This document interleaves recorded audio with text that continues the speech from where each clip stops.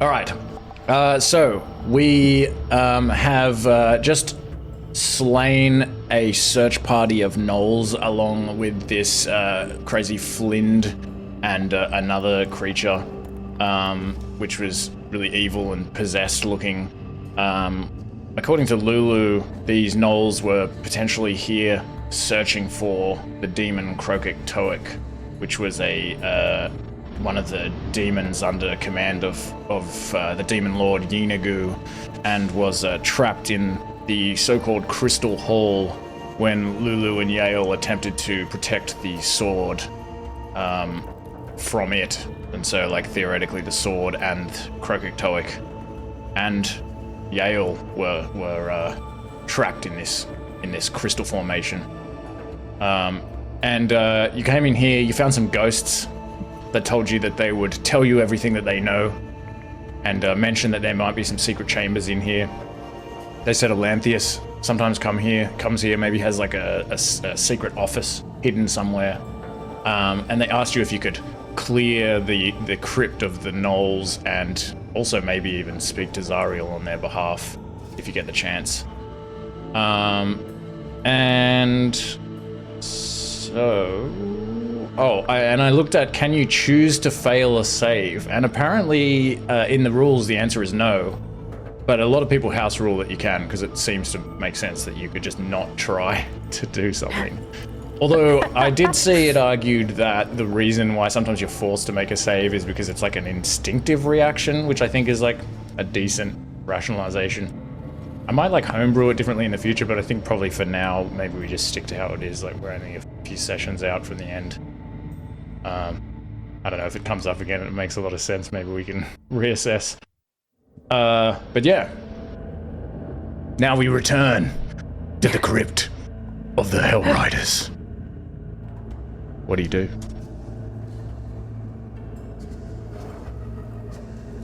What the fuck was that? Where the fuck were you? That was Paul Notes! Where the fuck were you? Fine. You think that's it? Are you guys still yelling? Sorry. Yeah, your voices are echoing off the walls, bouncing down the nearby chambers. You don't hear anything, though. What's this golden item here? So that is a holy water font.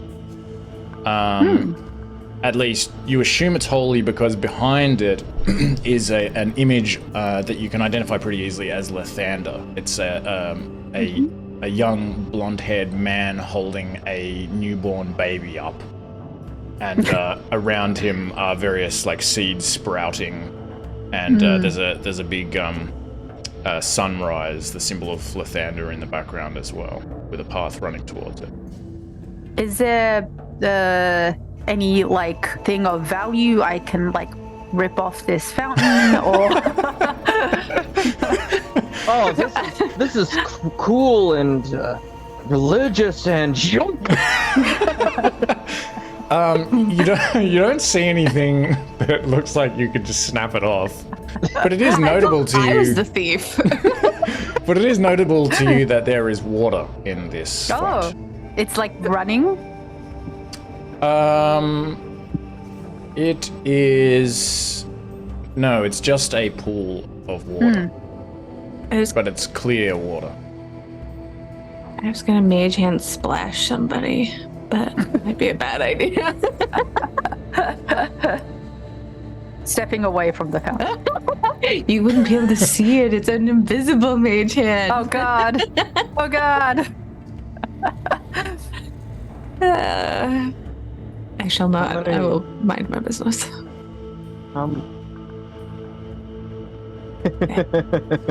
I just saw the addition to the familiars, and this made me happy. All right. What? All right. Bugsy. Yep. All right. Can I? Do the fact we have a flask of holy water, can I I don't know what this would technically be, but can I determine if they're both, if the water in this container is like also holy? Yeah. How do you do that exactly? That is an excellent question, my man. I take out like one of the flasks of holy water, and I look at the vase. I like uncork it. Just go look, examine the water, Give examine both a this, little like sip. just take a. Give me a religion check. Somalia. Sure, my. Oh, this is gonna be great. All right, no additions. So that's just a straight roll. Yep, just straight roll. Okay.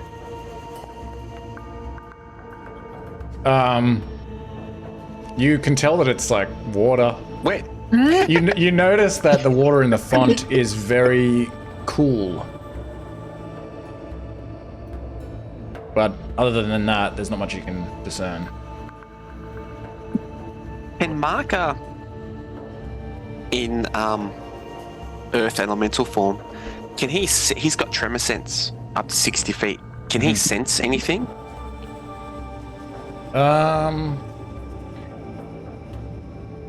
What would he be? What sort of? Just any rumble, anything? Like vibrations? Give me a perception What's check. And what does it do? Does it give him advantage or anything like that?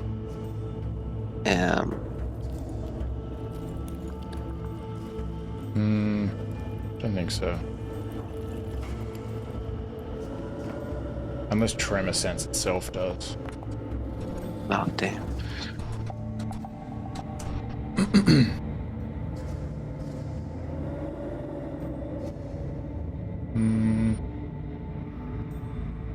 I'll look for a specific. Oh, here we go. So you can automatically pinpoint the location of anything that is in contact with the ground.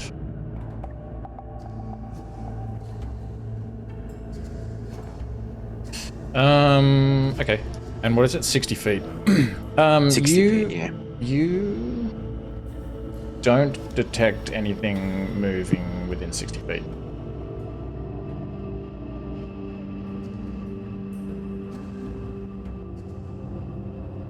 Shall we keep going to find this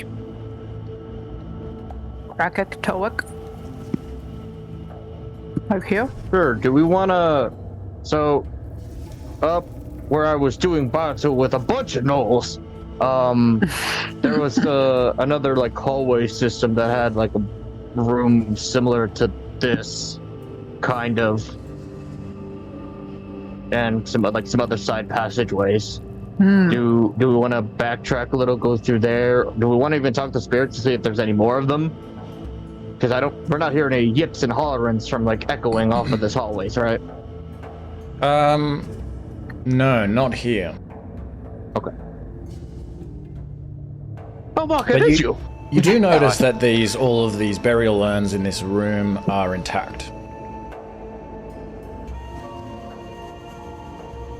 Were the other ones not intact? In the room through which you entered, there were at least 3 of the urns that had been kind of smashed open by the purple worm as it came through, or potentially by the gnolls. From around the fonts, can I investigate the walls if there's any like breezes coming through their cracks, like a secret passage behind these walls around the font? Yeah, give me a perception check. Can I use guidance as well? Yep. So.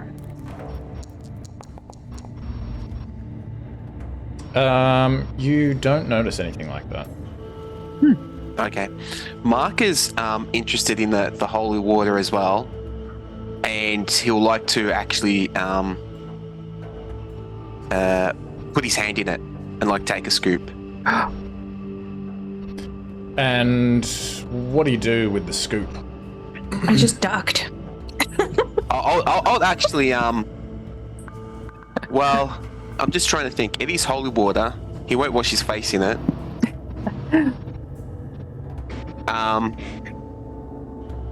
I'll actually drink it. Mark is going to drink it because we've been in Avernus for so long. Like cool, clean water. Is going not for washing your face with holy water a thing? You're not supposed to wash your face with it? Well, you bless yourself with it.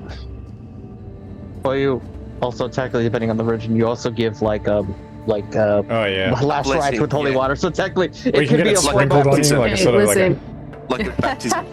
if there's been holy water in water guns, like canonically with the church, I think you're fine with whatever you want to do. Yeah. Okay, you gain a +1 to your Constitution score until long rest, and you notice that as you remove the water from the pool, it magically appears to replenish itself and remains full. Oh my god. Can I drink? Mahkah, are you dying? You drank the water, are you good? Like we're all just watching. Is it? Wait, important It's question. actually Is it quite refreshing. Does It's that actually good? quite refreshing, yes. All right, Lulu, make room. And Mahkah was to say like some words, like a little blessing, as well to Torm and Lathander, and thanking them. What do you say specifically? I'll actually, because it's an altar to Lathander, I'll just say thank you. Thank you for this kind gift of life. Okay. Nothing happens when you do that. But you find that when anyone else drinks from the water, that it doesn't seem to have the same effect. I'm just glad its case good. Honestly, quite refreshing actually to hit something that's not utter crap. Weirdly enough. All right. So I guess back to the original question. Do we want to go further deep or back around to go? Where do we want to do? Maybe we'll just keep trudging forward and we'll get lucky and... All right, let's see what other people want to get squashed. You know what? Scratch that. I feel like that doesn't make sense, reflecting on that. I'm going to say that it does give you a +1 to Constitution score, whoever does that. So you can all have +1 to your Con. Yeah, Until long okay. rest. I drank it anyway, I just didn't think it was relevant for if it didn't do anything. But now I'll drink it. Lulu just buries her face in it. What did these urns have on them? Is there any writing along them? Yeah, there are various coats of arms and things like that, and a lot of Hellrider symbology. I think probably even maybe each of them has a name inscribed on it as well.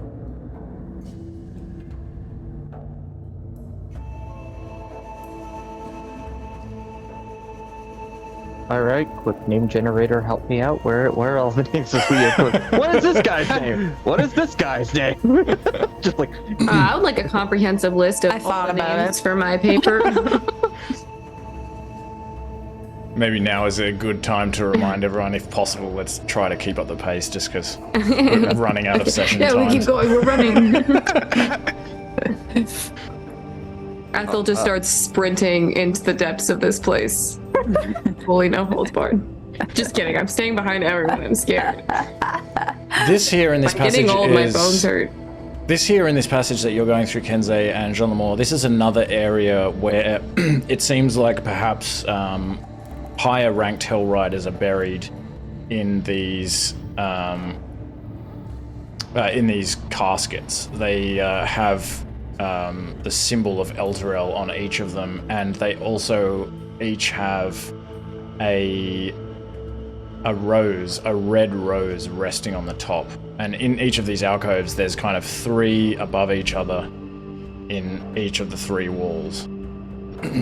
So there's kind of 9 of these caskets in each wall, in each alcove. No. Oh. Are the roses fresh? Yes, strangely, you notice that they look like they were just placed there. Can I do some sort of like check to see if they are magically held that way, or if they like someone is actively caring for these places? If yeah, they're fake roses. Really? Or if they're fake, then I just touch them first to like see if they're. You can tell pretty easily that they are real roses, but you can give me an Arcana check if you want to see if you can work out whether there's any magic at work.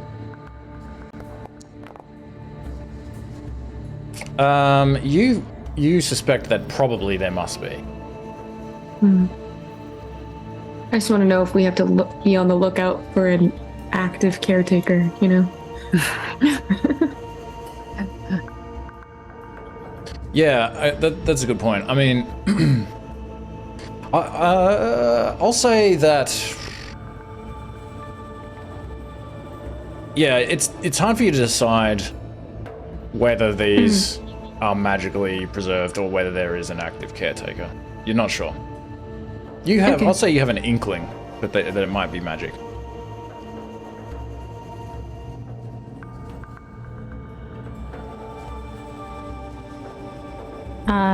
While we're walking, I'm just gonna like try to be actively looking along the walls and the floor for any kind of like stones that look out of place or scratch marks on the floor that might looks indicate like it could be moved. yeah, stuff that might indicate there's something behind it.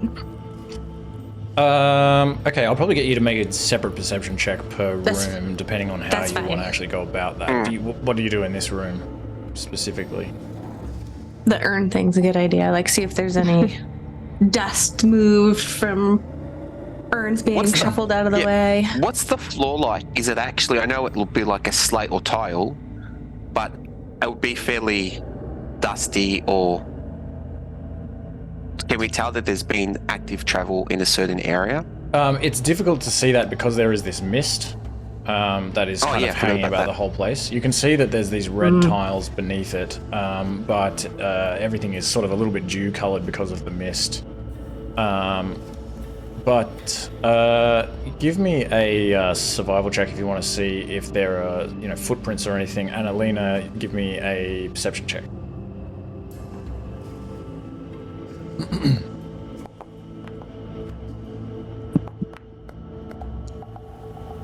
So, Mahkah, you do see evidence of creatures having been in this room.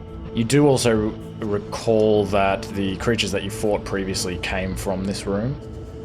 It's not possible for you to determine whether they might have been left by any other creature other than those gnolls. And Alina, you don't find evidence of anything here.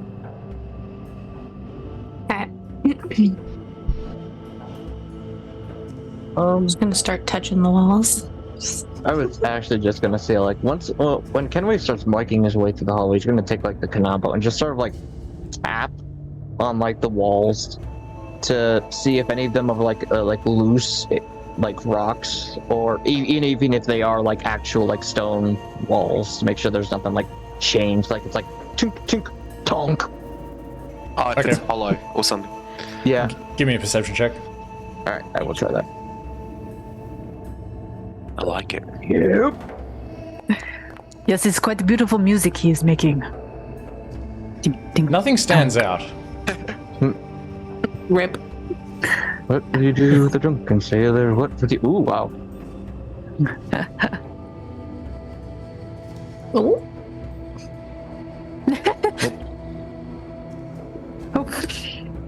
All right.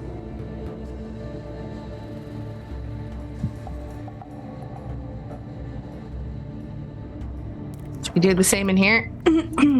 Yeah, can Mahkah have a different approach this time? Because you mentioned it was misty. Mm-hmm. If there's a crack in the wall and there's drafts, you'll get like mists like swirling around. It changes the flow of the mists. Like if there was a breeze coming into this room. Okay. Give me a perception check for that. I was gonna say that, and this one is out of place. Either of you can make a perception check at advantage. Well, actually, I guess you're looking at different things. So, Alina, what are you doing? Sort of. I'm checking this wall where this vase is, this urn is at a place. Are you doing it physically or just having a look at it? Or? I'll physically touch it. Okay. Oh, look, if that urn's out of place, I actually didn't notice it walking in. I'll assist Alina doing that. Okay, Alina, you can give me a perception check at advantage. Okay, you notice that there does appear to be a very slight difference in this part of the wall compared to the wall on either side of it. It looks like maybe something has kind of scraped some of the stone across this part of the wall. Like you see like some sort of like mark, like it's been scraped along. There's one of these marks at the bottom and at the top. Okay. Can I look for any like pressable stuff? Or yeah. Is it actually... Mahkah might just mention to the guys to back up a bit. I'm just going to put some pressure on this wall, seeing if there's anything. Well, Alina, what did you do when you said you were looking for something pressable?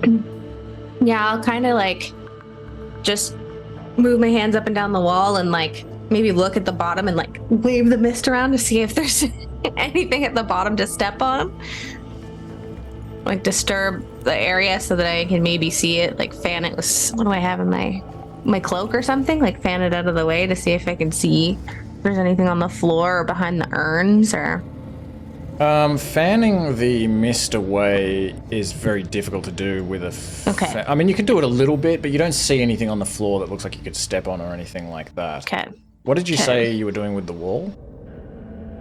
I was gonna like press on any of the stones to see if there was anything that was like movable, or if I could like push and like shove the wall back and in or something, like if it looked like it felt like it was loose.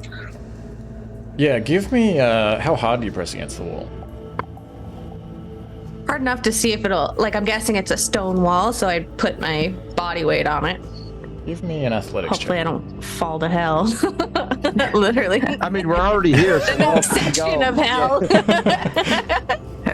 We can't go to hell. We're already there. Here we go. But it You is said layered, though. athletics? Athletics check, yep. Shitballs. Like an onion. Kensei. You push against this wall and you hear some kind of creaking sound, but otherwise nothing happens. Oi! Kensei. Oi. All right, what you yelling about? Give it a shove. All right, I will attempt to put my.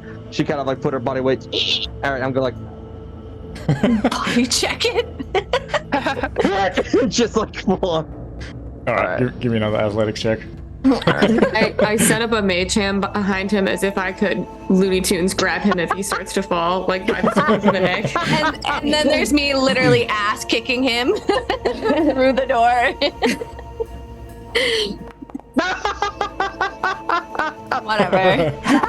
It's fine. I wasn't even trying. Alina, you're not sure if it is just Kensei Kenway's enormous strength or if it is the ass kicking itself, but but Kenway seems to very easily just push this entire panel of the wall inwards, and after that happens, it then begins sliding to the side. And you see behind this wall what you could only describe as some kind of study.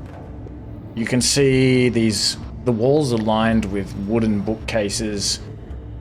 There's this chair in there. Oh my gosh, we found treasure.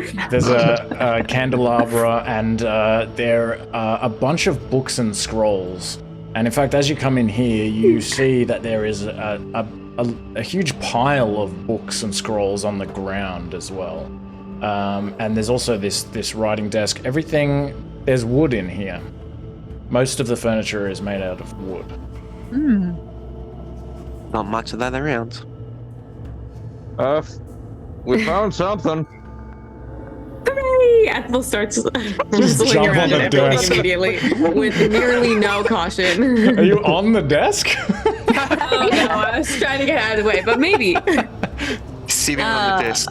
I actively learned my lesson about going into a small room with many people and a machine where you put a soul coin in it and blow me up. Ethel's pulling books off the shelves, hopefully, like looking for anything interesting, but also maybe they'll open a door. Who knows? When there's one secret door, there have to be more. Listen, nothing happens just when you once. pull books off the shelves, other than just the Okay. book being pulled off the shelf. Any fun books? Give me all the titles and authors. Complete lit. And dates they were written. Okay, so Publishing dates, publishing cities. You find a lot of books that talk about all kinds of things to do with the Nine Hells, about Elturel, about Zariel, about devils. There's books on devils and devil contracts. There's magic. There's books on, religious rites. It seems like whoever keeps this room, it is widely read on all sorts of topics that have to do with Avernus and the situation here. You also can see that on the desk itself, there is a book that's open, and there appear to be more journal-like books spread out on the desk.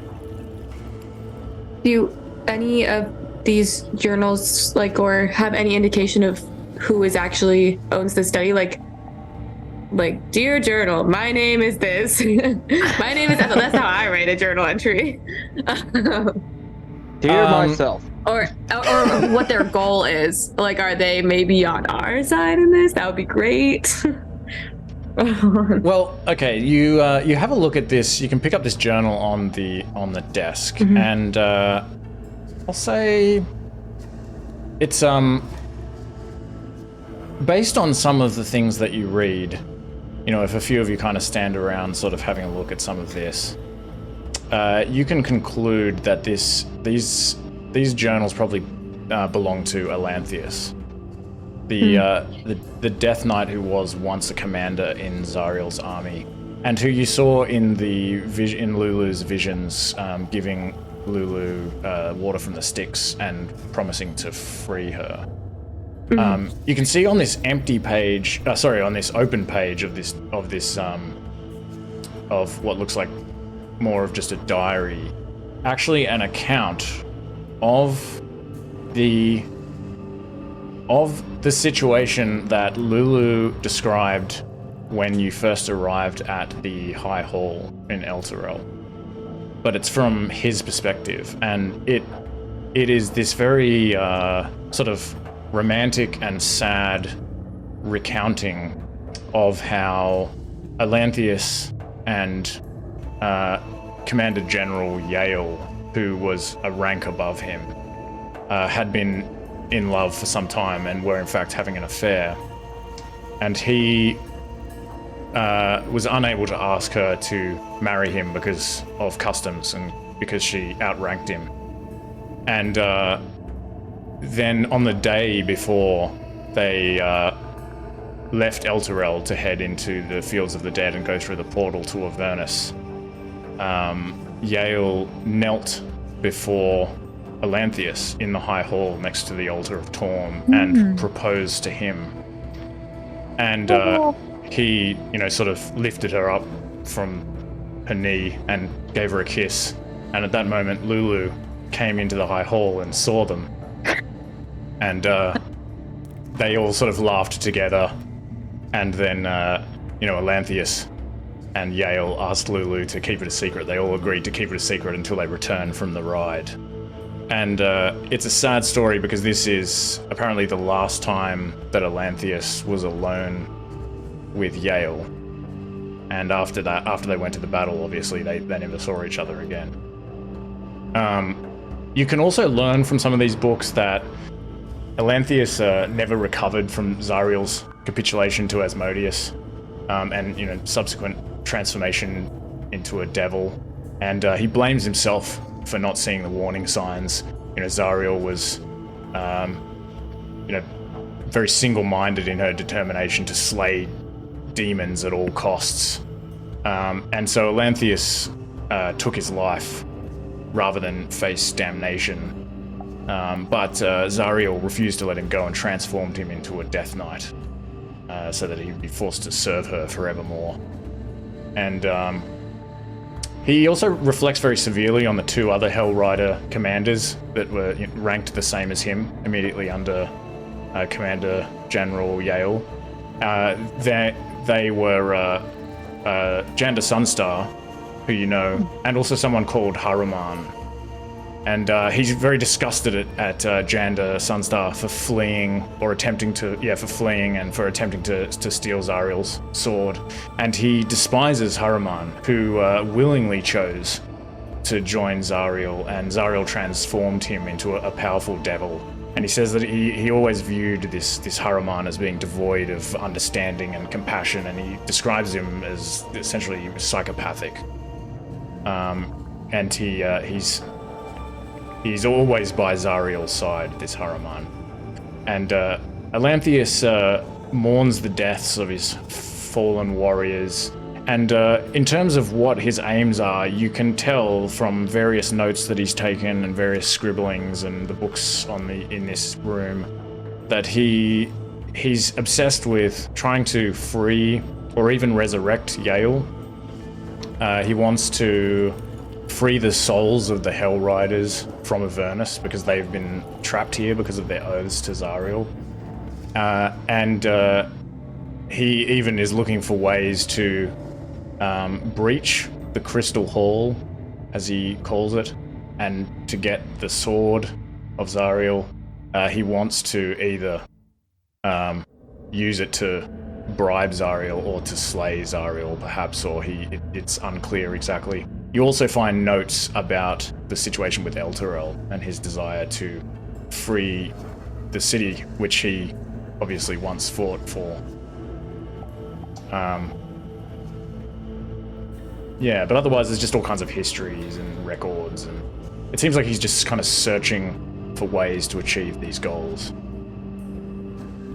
You said he was looking to breach the Crystal Hall. Are there any details on exactly what that means, what manner he was looking to do that in?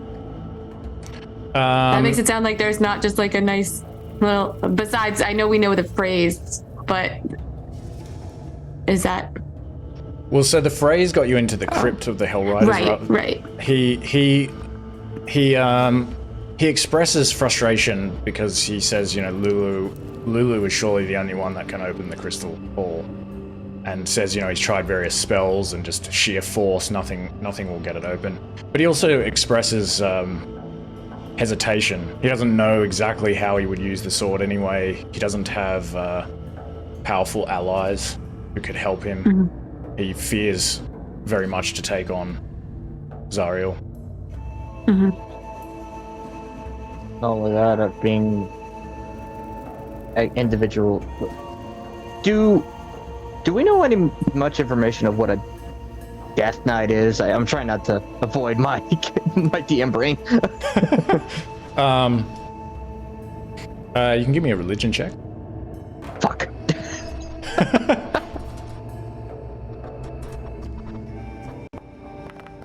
Sounds badass. That's all I can say. Yeah.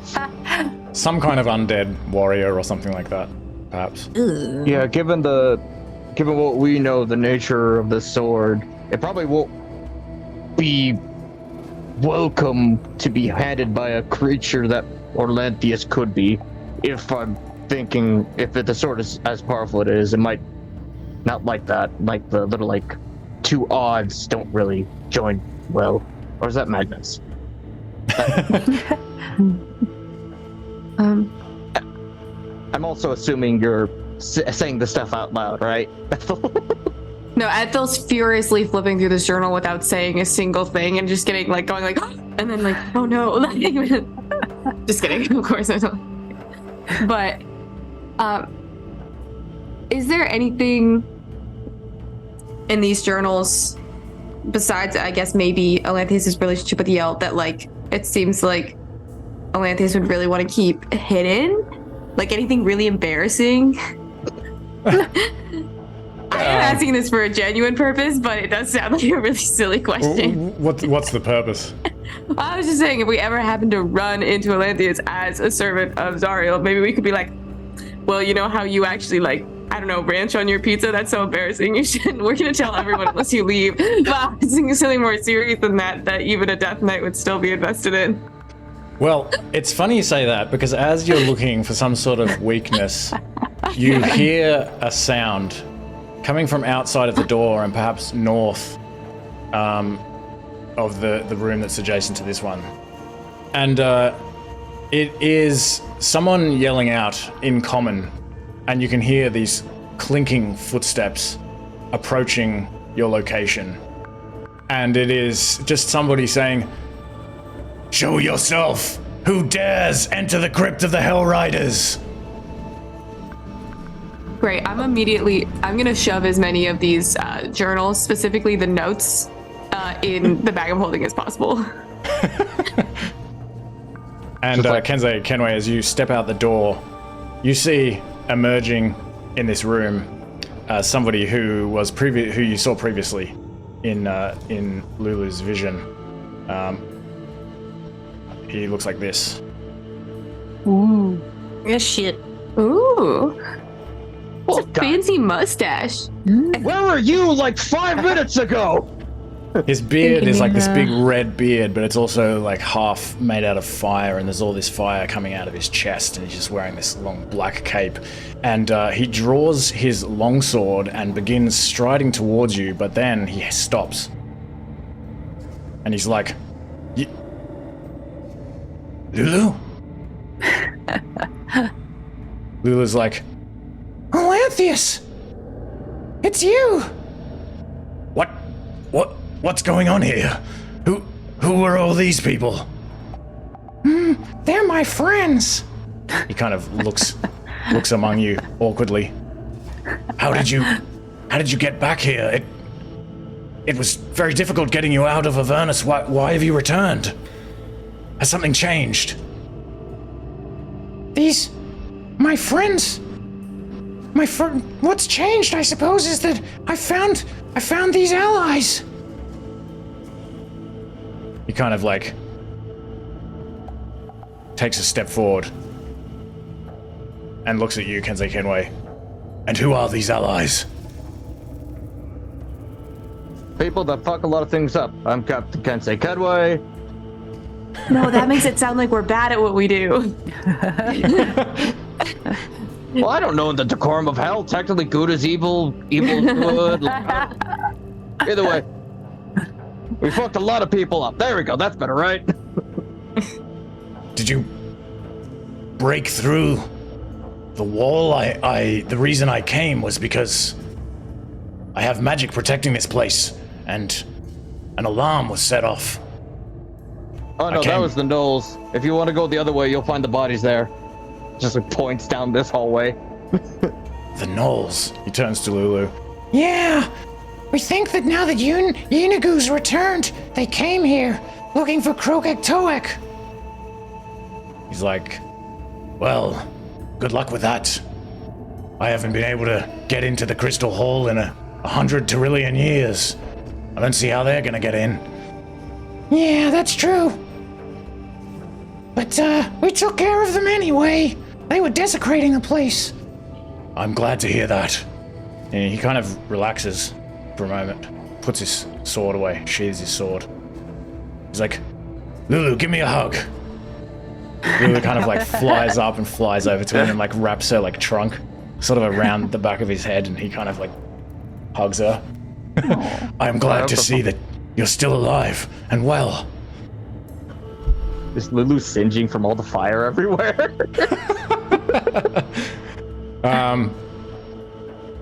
The fire kind of like retracts a bit into his chest as he does this. It's like holding Kind of in the steps stomach.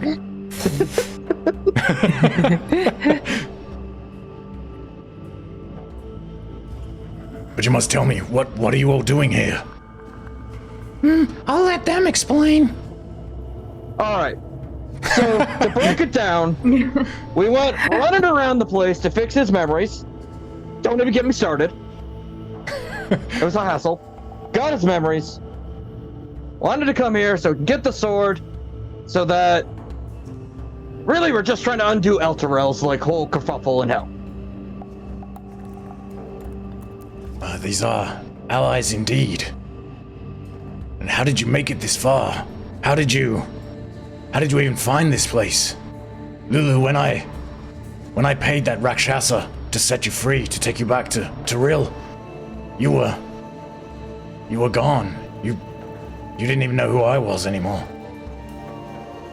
Bad Maggie and a device that exploded the first time, gathered pieces up from different people, Demon Lord Mel, what was your, Ethel, what was your favorite wizard that you found girled over? Mordekainen? Mordekainen, thank you. Items for them, all over hell, a lot of bargains, a lot of stuff we skirted around just because we're fucking stubborn. Came back, used the machine to unlock, free her memories.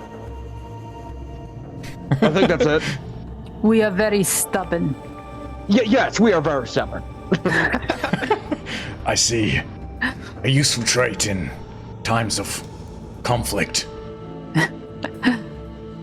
Well, if you seek to save Elturel, you are running out of time, for it is being dragged closer and closer to the Styx. Since we left for Mechanus on Zariel's flying fortress, it has probably been pulled down maybe by another 300 feet or so. What are your actual plans?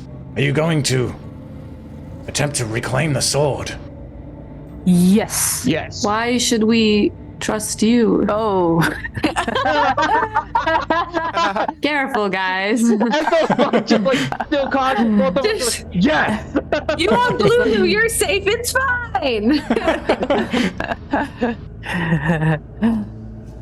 Trust me. Well, it is difficult to trust anyone in this place. Are your even goals the same as they once were? And I'm gonna hold up his journal. Yes. It is why I maintain this collection of books. It has been the only thing that I have cared about since I was forced to serve Zariel. All of these souls, he kind of motions around at these urns. They are trapped here. In fact, it is it was the occurrence that first gave Zariel the idea that a contract by proxy, so to speak, could trap souls into service. But I do not know what I can say to make you trust me. How can you be working against Zariel's aims when you were forced to serve her? It is difficult, I admit. It is partly why I have been looking for a way. I've been seeking as much knowledge as possible for as long as I can. I cannot fight Zariel directly. Not that I would even if I could, to be honest. She is far, far more powerful than I am. But I can do other things. I can move chess pieces here and there, so to speak. But I have been very frustrated for a long time. There's been little I could do. I have no leverage, I have no allies, and I am watched. Ever since we attempted the coup on Zariel, she has not trusted me. Watched in what manner? I'm just Are like you being looking at the watched now? hallways when the moment he said that, just like I'm not being watched currently. Zariel instructed me to supervise the defenses of the Flying Fortress, while she and Haruman went to the battle at Elturel. As soon as we landed, I knew that there'd been some breach of this crypt, but I had to wait until she left before I could come here, and then I rode as quickly as I could on my chariot. Can I do either some sort of insight check about him personally or some sort of like history or religion check about Death Knights to understand how strong their servitude is? Like, is he lying, or is he able to work against Zariel, even though he's some sort of weird zombie soldier? You can, give me a perception check. We'll start with that. Okay. I don't know, that was like 8 questions at once. That's all right. That's an 11. You don't Solid. detect anything in his face that suggests that he's being dishonest, but he certainly does seem like a terrifying dude. Ethel just mutters that to herself. Terrifying dude, man. And you can give me a religion check. I will increase the DC a little bit because Kensei Kenway kind of already made this check. 22. You think that the nature of a Death Knight can vary a little bit. That his life would be connected to his summoner, but you don't necessarily. They, from what you've read, you feel they're very powerful entities that have a will of their own, and that he may be limited in some ways, but his story doesn't necessarily not check out. Okay, gotcha. Do you think there is a chance that Zariel will be convinced to break the contract if we were to have, I don't know, an important bargaining chip, like maybe if we had her sword? Or do you think that the only option is going to be to fight her? I do not know. I have strong doubts. Maybe if the bargaining chip is strong enough, she definitely does covet the sword. But I believe it is mostly because she wishes to destroy it. For it is always, while it is out there, a threat to her if it should fall into the wrong hands. But, she is not the Zariel she was. I can tell you that much. You saw those Hellrider skeletons kneeling before the crypt outside. Some years after they were forced to sign contracts. Those who refused were killed, of course. Many of them lined these walls. But those who signed contracts to survive, we attempted to. Well, we had some gold. The Hellrider army brought a large amount of gold with us in case we needed it. It is simply something that we do in case we need it for bribes or for whatever else that may arise. And I spent some of this to pay a horned devil, a very powerful horned devil named Lazeth, in an attempt to assassinate Zariel. And there was a whole plot involving many of the Hellriders. I won't go into it now, but essentially, Zariel caught them. And, well, in her wrath, she forced them to kneel before their precious crypt, as she described it, for eternity.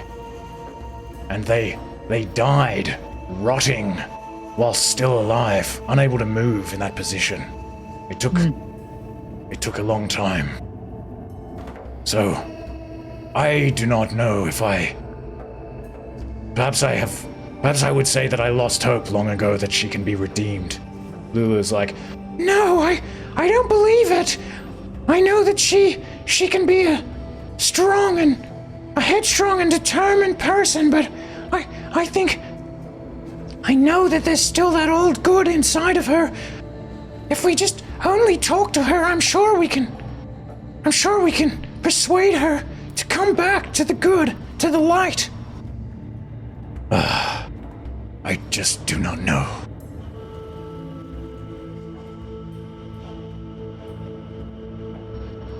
Well,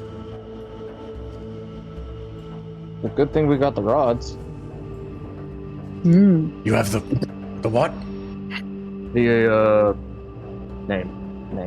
Adamantine? Yes, thank you. The adamantine rods. How is that possible? Zariel Bell. has those. Not anymore. Well, Bell. correction. She has a copy.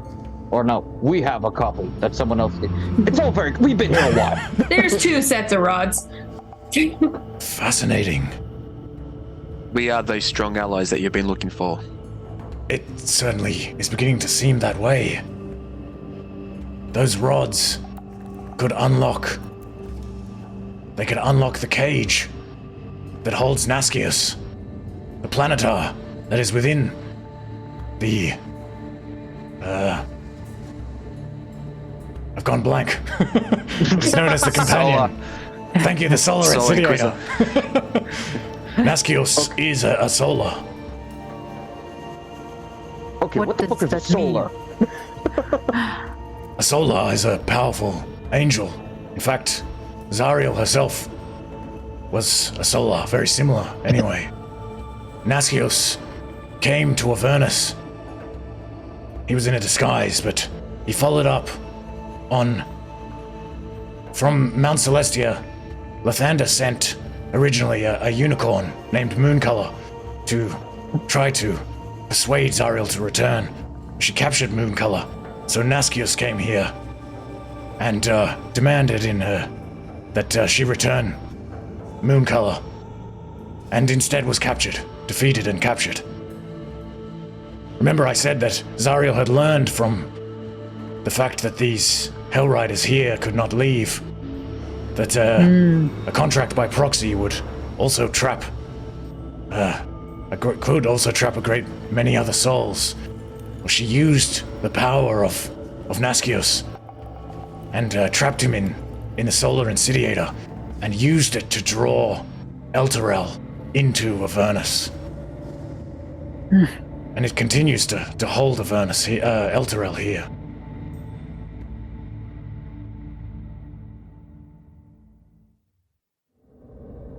And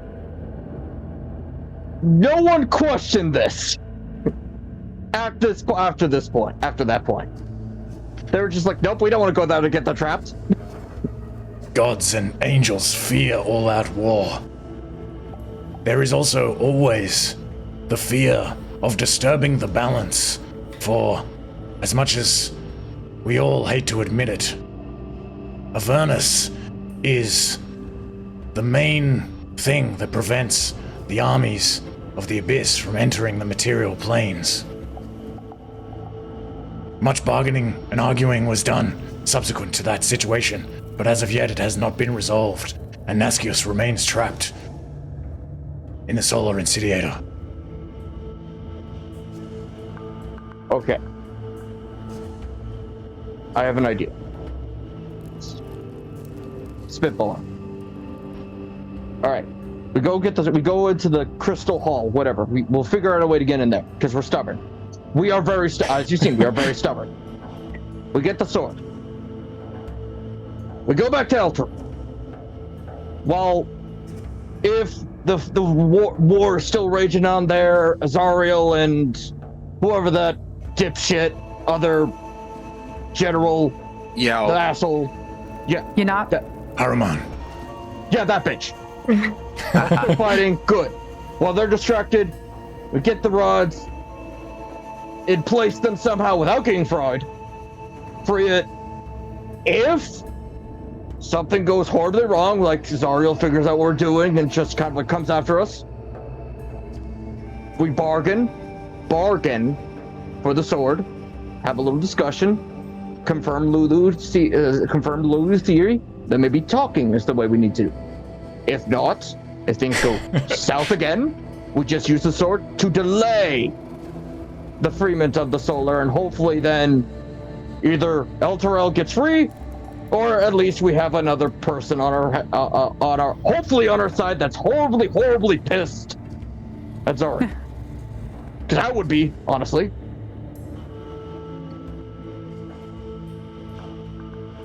Sounds like a plan. I must reiterate how difficult she will be to reason with. She is not simply stubborn, but also vicious. Lizeth the horned devil I mentioned before, after she caught him, she stripped him of his wings and of his voice, and his magic, preventing him ever from signing contracts again. And she allowed him to live, but banished him into the wastelands. He actually later became known as Bitter Breath. He formed a gang of warlords, but it was simply out of malice that she allowed him to live like that. Yeah, but I think she's just, it's like part of her soul was, is in the sword, and she's not her full self, and I think she's just descended into this rage, this anger. But I was such a close friend with her. But you remember what she did to you, though. Yeah, it's true. Listen, I do not know. I am not going to say that she cannot be persuaded, especially with a bargaining chip like the sword. But I warn you, if she decides to attack you, she is extremely powerful. Even though you have made it all this way, I do not mean to offend you, but I don't know anyone that could beat her. Aside from Asmodeus himself. You would need, I think, an ally. It occurs to me now, there is still some treasure remaining. Some of the Hellrider treasure. I could give this treasure to you. There is a wandering emporium. It's called a wandering emporium. They sell many powerful magic items there. I suggest they will take gold. I suggest going there and buying some very powerful items before going and speaking to Zariel. I can. Are you sponsoring us? I mean, we'll happily do that if you tell us where the location is at that point, because Pull out my shopping list. I am not opposed to that. I think I can actually probably figure it out this time. Yes, the treasure is protected, but I of course, I know the magic, and I will give you access. You know what? That's fine.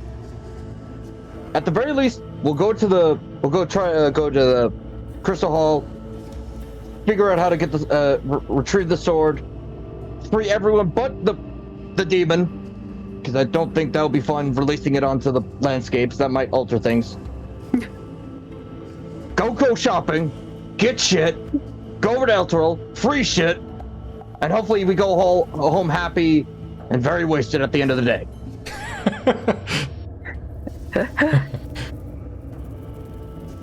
Indeed. I should let you know as well that even if you do unlock Naskios from the Solar Insidiator, the chains that bind Elturel will be very hard to break. They are impervious to I've just gone blank. I've had one of those moments of like Brain just shut off. Yeah, what's like divine magic called again? What the fuck? Radiant? Yeah, thank you, Radiant. I just kept thinking divine. I was like, I know that's wrong. The chains are impervious to divine magic for obvious reasons. But if there was some way to break those chains, Naskios, theoretically, would have the power to return Elturel to Faerun. However, you mentioned before, doing some of this under Zariel's nose, I feel that she would detect your presence, and if not, currently Elturel is surrounded by the hordes of Baphomet and Yeenagu both, as well as the army of Bel and Zariel. It would be very difficult. Again, I think in this situation you may need, I don't know, something, a distraction, an ally, something, someone. We got that. Don't worry. We got that covered. I know a lot of good people for that. I see. What are you thinking? Who are we talking about? Belle? Bugsy? No. Like, are we fudging things? Are you right? Belle has long harbored resentment towards Zariel. Rosala? You could probably reach Bell in his war tent. It is unlikely he will fight in the battle himself. He's more of a... Although he did fight in the ride, it was he who severed Zariel's hand. One of the reasons why they hate each other so much. That's awesome. I'm sorry, Lou, but that's awesome. I don't think it's canon, but anyway, Bell did it.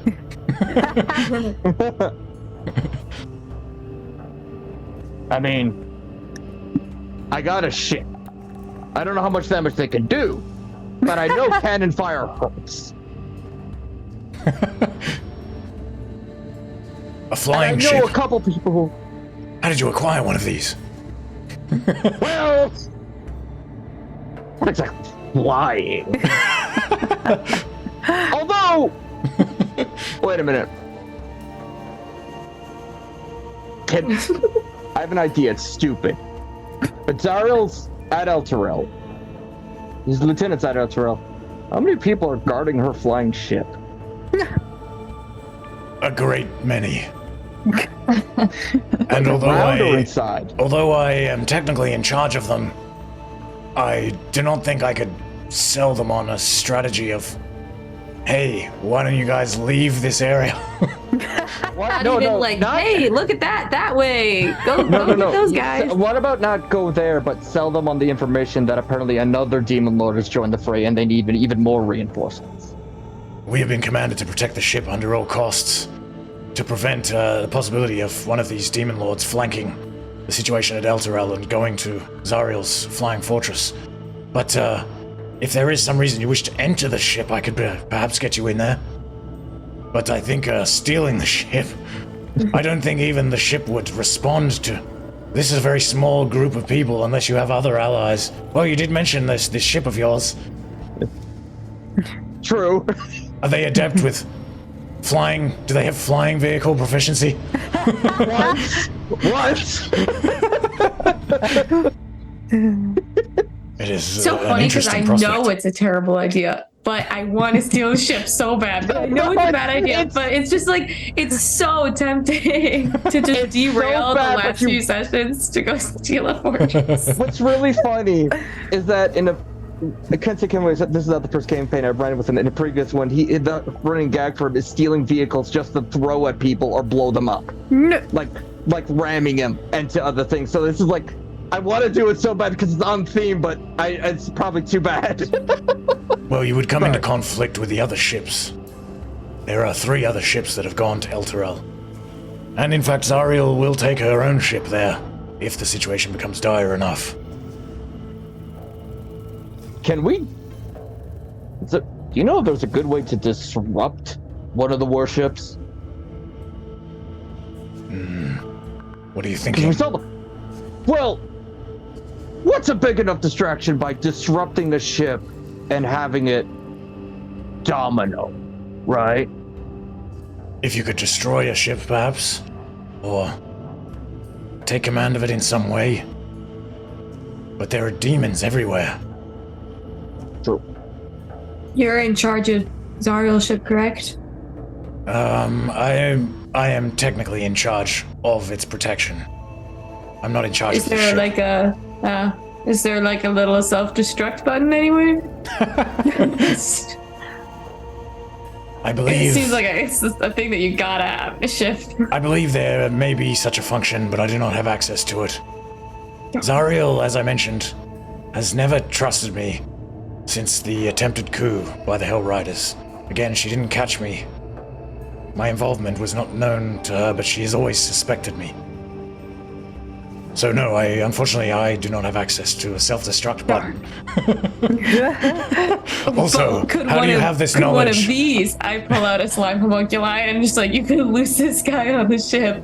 Also, you seem to have a lot of knowledge about the sorts of things that should be on a flying fortress spaceship. How did you come by this knowledge? We saw one of the broken ones. It just seemed like... I see. Anyway, so we figured there's gotta be a way. Yeah, there was a big button that said self-destruct that was already pushed, that's why it's broken. That ship was originally destroyed around the time of the ride. when Yeenagu first came to Avernus and used it as a launching pad to access to Rill. Do you know how that one got destroyed, or is it just got like overrun by demons? It was before my time, but I believe probably overrun by demons.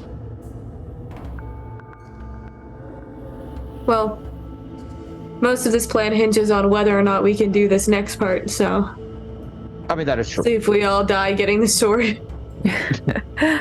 Fair. Olanthius, what would you do with the sword? If you had it? To be honest, I am not sure. As I said, I do not have many allies, or I have not had allies. If we can begin to call ourselves allies, I'm definitely your ally. Thank you, Lulu. But, yes, I have been looking for a way, but I was not sure. I thought perhaps I could get the sword, something would happen. An opportunity would arise. But I could never have hoped that an opportunity such as this would arise. I will help you in any way that I can. Should we make our way to the Crystal Hall?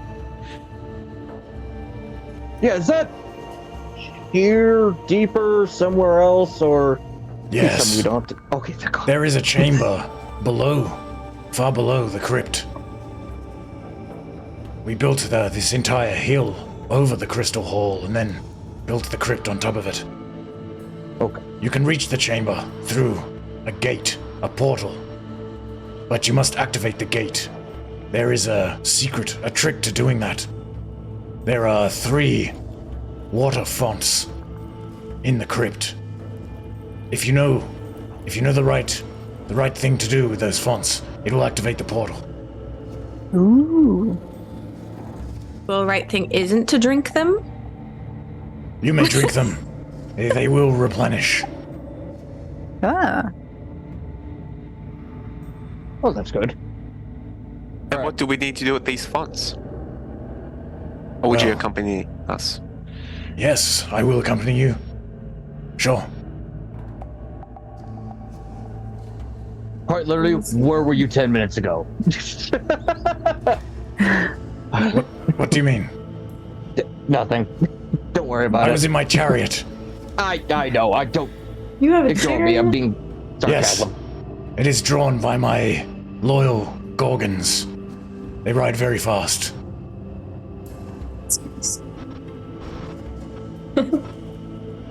All right. We have been to one of these founts already. And I think there is another.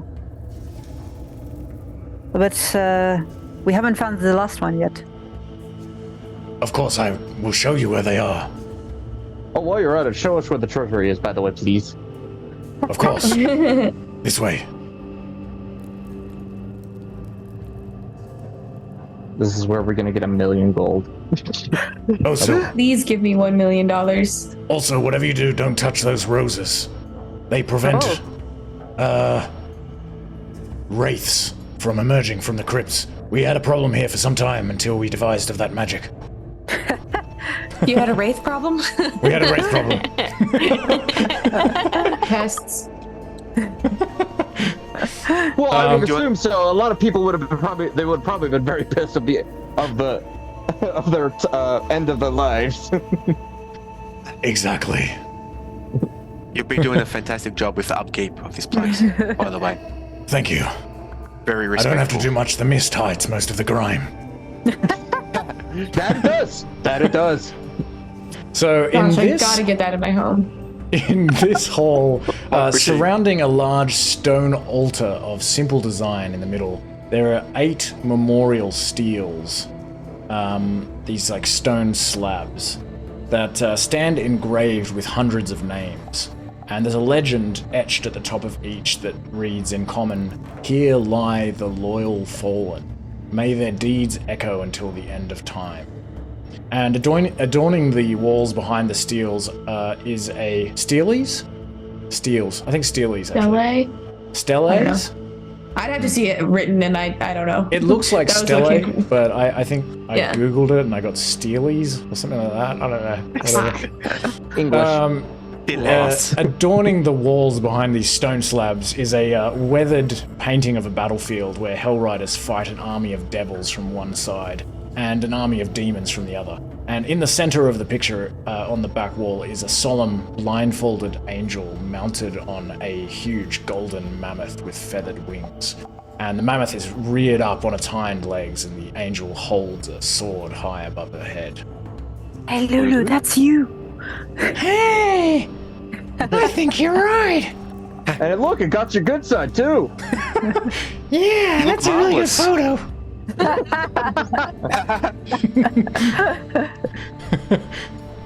We used to call them photos in Alterel. It's kind of a slang. You probably wouldn't have heard of that word, but yeah.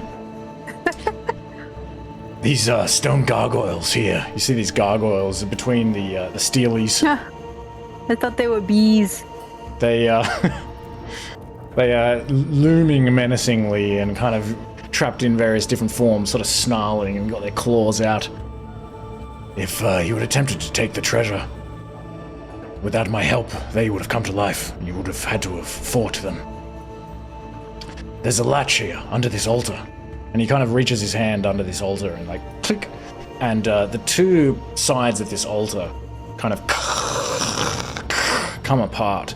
And there's a larger chamber in here that has a big chest in it with a large padlock. And it's covered in a bunch of strange glyphs. And Olanthius begins speaking some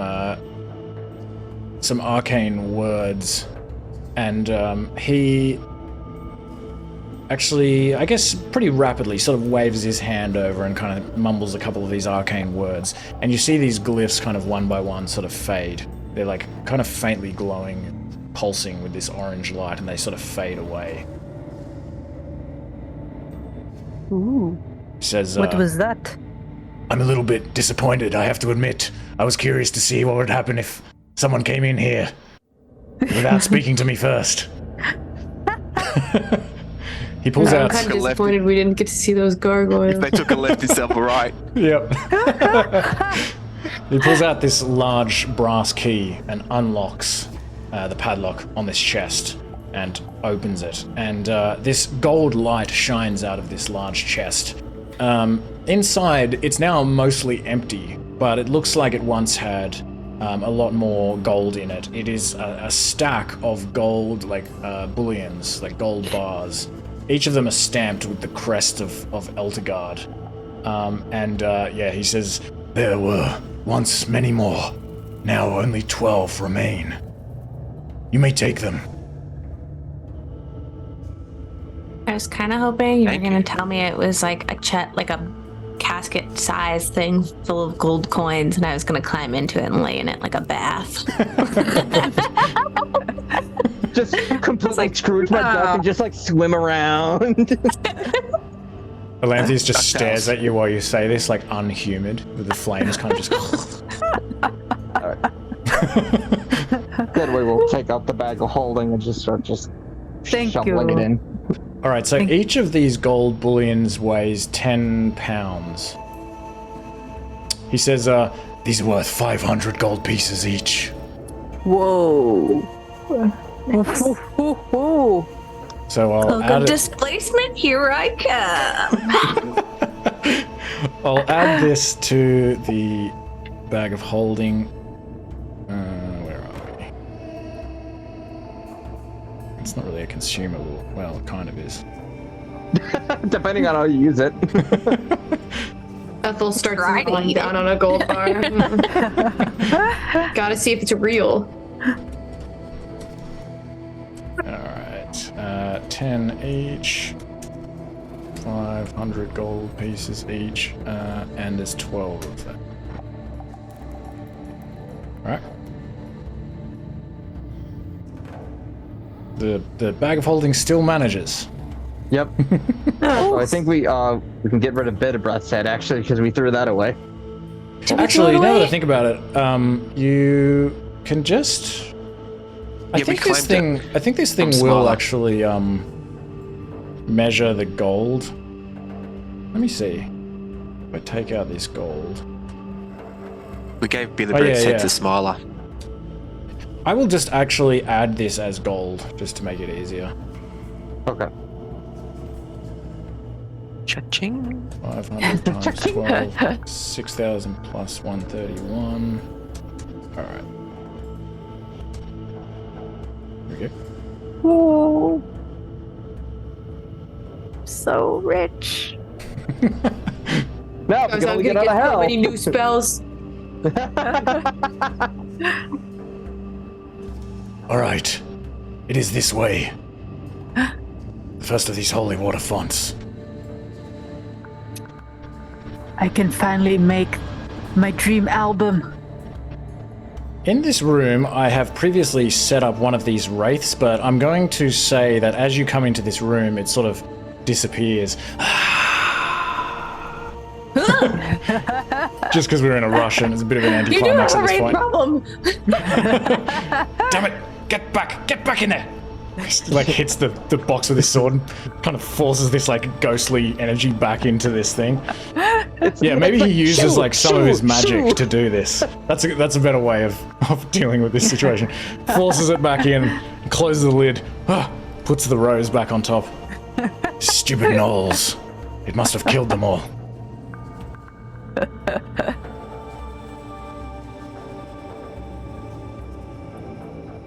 Here is one of the water fonts. This one is a font of Torm. And I suppose behind this one is just this image of this big strong man riding a huge gold dragon. And he says, One of you must swear a genuine oath of obedience to Torm and demonstrate loyalty by committing a form of self-sacrifice before this holy water font. You can also wash your face and hands if you wish to gain the strength of Torm. Mahkah definitely steps up to that, as he's got his connection with Torm. all right. So, as he steps up to the font, he'll take a handful of water again and pledge he pledges his life and soul dedication to Torm. Pardon me, and then he'll just wash his face, like cleanse himself. Yeah, as he says that as well. And what else? Do you also need a sacrifice? Yes, a demonstration. A form of self-sacrifice.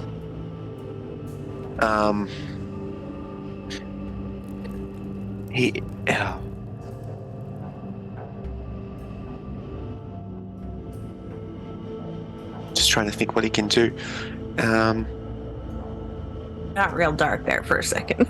Yeah. Isn't an oath of obedience a form of self-sacrifice? I don't know. Feels like those are the same thing. The oath is a promise to sacrifice oneself, yes. I see what you're saying, but Torm demands a demonstration. Is a blood sacrifice accepted? The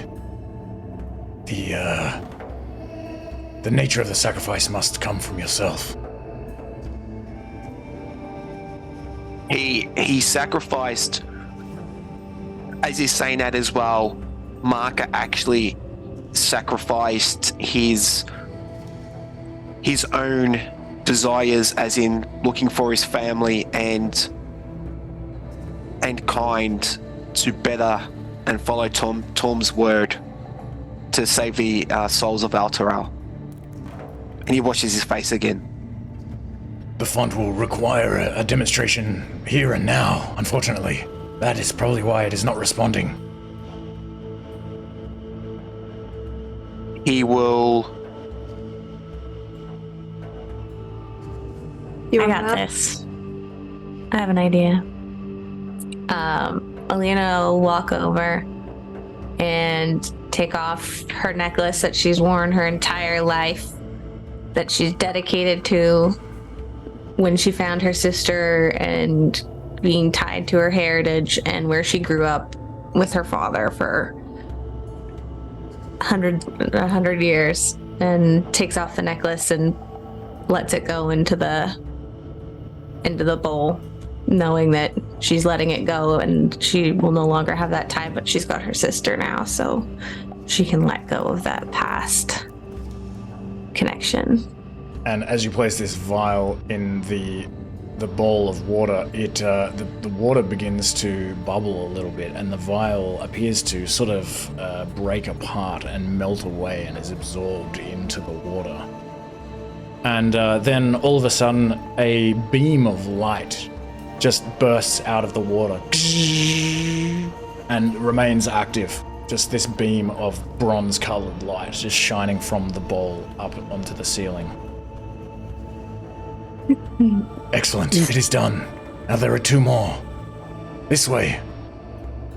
Did we get anything? Do you feel any different? Oh, if anyone washes their face and hands, they get +1 to your strength score until a long rest. Ooh, yes. Okay. Absolutely. Thank you very much. I'll have done that after I... I will say that I suggest we gather ourselves. We can take some hours to make sure we're well rested before we try to go into the Crystal Hall, for if that demon is still alive down there, and I don't see any reason why it wouldn't be, we may need our full strength. I'm fine with that. So, like, if we take a rest and then we run back around to these to get these bonuses. That should be fine. Alright. We do a quick lap before we head down. A warm-up lap. This is the font of Helm. You must swear a genuine oath of vigilance, or one of you must. Of vigilance to Helm, and someone must demonstrate protectiveness by committing a selfless act to help another before the holy water font. Kenway will actually step up and will take a... This makes no sense now, but he will do this as much time as he wants, but he will kind of like go up the basin and is like, "Aye, Captain Kenway will make sure that my companions here on the ship of the bobbing imp and all of innocence and Elturel is safe under my guise." And he will take out the 2 platinum rings, and he looks towards Alina and go, "Put this on, please. It's not a vow of marriage, don't worry. You're not my type." I'm like, I felt like I if did you not put down on one knee, we're gonna have some issues. Yeah, no. What's going on in the time while I was sleeping? La la la la. Oh no. How I does was it... ready for you to chime in. I gotta declare it, fucking JP in jail. Jesus.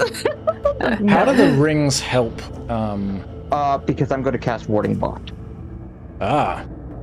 Ooh. Do you cast I don't know if Warding it's- Bond? Yes, I will Okay. spend the spell slot. That works. This ball also with this brilliant white light up to the ceiling. So, when you put it on, Kenway will spend the spell slot, and he will say, "By the powers vested in me, I now pronounce you Tank." Yeah. Tank. Tank. So all the information I will do this when we get into the thing as well, but for the time being, you get a +1 to your spell. You get a +1 to your AC and +1 to all saving throws. And the Dick. important part, you are resistant to all damage. Nice. All of it. Open into all of the fights. Like, what? However, that being Oh. said, I will be taking the other half of that. That's fine. Yeah, I know. That's but you gotta be. The thing is, you gotta be within 60 feet of me. It ends if one of us gets dropped to 0 hit points, or if you're more than 60 feet away, or we're more than 60 feet away from each other. Fine. We have to be close to you? You're the rogue that likes to kind of 60 get feet is into pretty melee. far. True, Yeah. it's true. I'm bad. You won't be able to spell him from 60 feet away. She just said you. I did. Sorry. It's What are probably you true. We're talking probably about? all disgusting. How do you think I found you so easily in here? We all smell so bad. What the fuck is when that? was the last time any of us took a bath? Don't worry about that. Technically, that's gone, actually. It looks strangely like you. I Kind know. of. A little bit I'm different. the better looking one. I see. The better looking one. Wait, where did you go? Over here. Oh. Another time that we've been separated in this room. This gold water font is a font to Lathander. You must swear a genuine oath in service of life to Lathander and demonstrate renewal by reflecting on a previous event before the holy water font and explaining how it has inspired you to grow. And you must do this before all those around.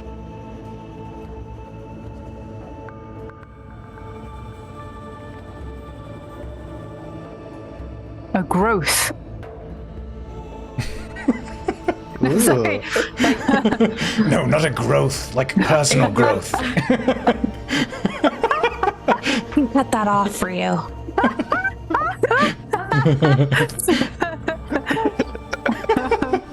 You're like, well, Lathander, I've been eating a lot of lead, and now I've got this big thing on my arm.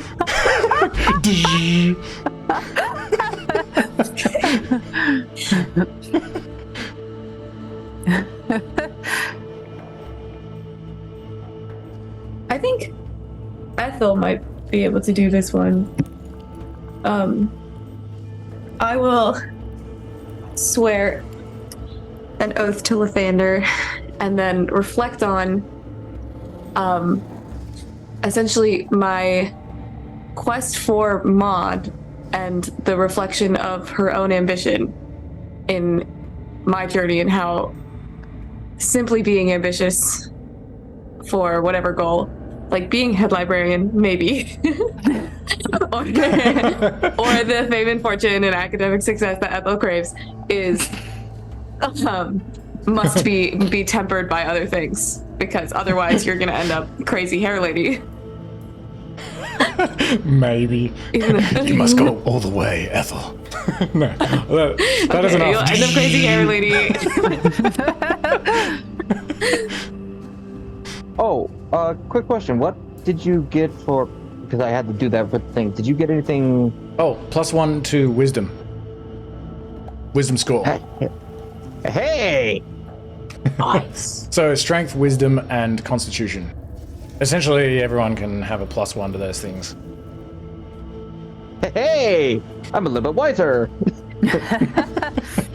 Wait, so sorry. Does this mean +1 in the modifier? No, the Or- actual score itself. Oh, okay, So okay. it may not do anything in some cases. You know, like in your case, for example, wisdom not going to do anything. What have I Neither done? is strength. What was the other one? Con. Con. Neither is con. Oh, I washed myself for nothing. It's for a good reason. Ethel's holding her nose. stench.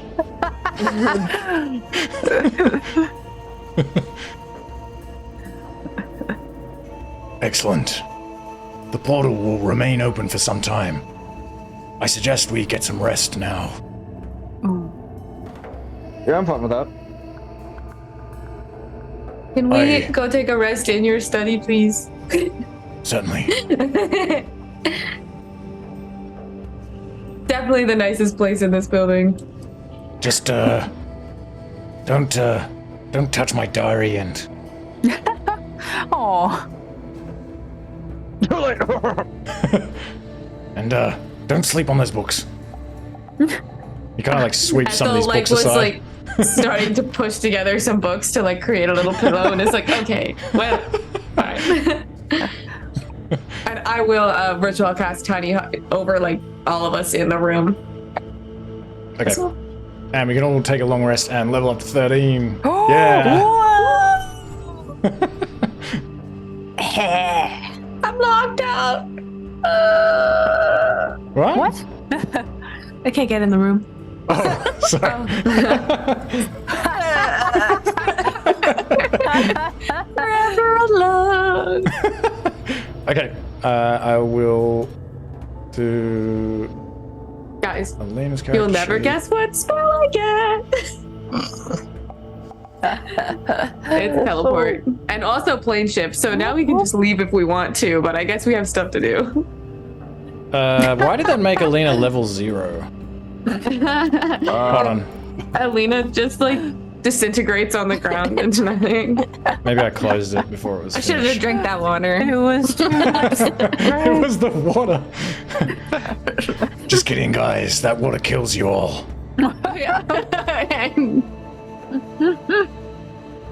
Huh. It's not functioning properly for some reason. Uh-oh. Oh, you're at level 13, but your image has gone. I'll try one more time. Maybe there's, I don't know if it's the internet connection. Image upload failed. Okay. That sucks. Let's see if it happens to Ethel. Alina, does it look like you have leveled up though? You just did. Oh, never mind. Yeah. Oh, each time it's leveled you up, it's added these 2 booming blades, and it's also added like multiple hastes. I'm also level 0, actually. What the fuck? Oh man. I don't want to go into this fight at level 0. unlucky 13. Everyone goes back to the start. No! I just got teleport. Huh. It's Oh no. obviously Ethel this recent upgrade is just disappeared. okay, so at least Jean Lemore. Well, Don't worry, guys, you're I'll gonna, take you're gonna have to main this whole fight while we here are just gonna be in the background with like probably just some con modifiers for help. Don't worry, guys, I got this. I think so. Yeah, I think I still have it somewhere. I think that this issue is actually just the Me? image itself. Oh. And so so it just can't add something that has no image to the scene. I think that's what's happening. So hopefully, if you log back in now, it takes like ages to upload the character, and then it fails to bring in the image, and it just, instead of adding an image, it just instead of sort of saying like, use the default image, it just has like an empty A void. image, just a void, and then it can't add it to the scene. But I think we'll see. I don't know. It seems to like take 2 attempts as well. The first one puts you at level 0, and then I have to load it again. But I think once you guys return, Ethel, if you can check. Oh, there we go. Kensei as well. Have a look and see if it looks like everything's there. Yeah. All right. Now that we've worked out all of that, Olanthius notices that you seem a little bit restless in your sleep. Have you let him into your tiny hut, or have you made him stay outside? I guess. I don't know if he wants to be in there. He's Yeah. I'm comfortable in my chair. Oh, you're what? Just Kenway casual sitting in it.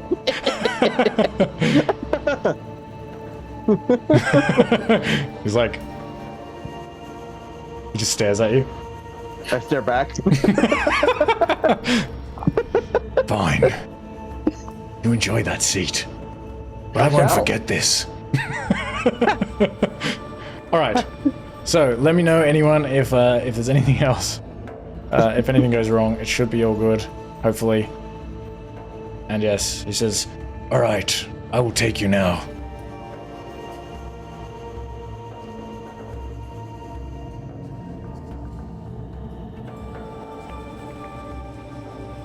Oh no, 1 second. I'm still preparing a spell. It's okay. I'll look while we're walking.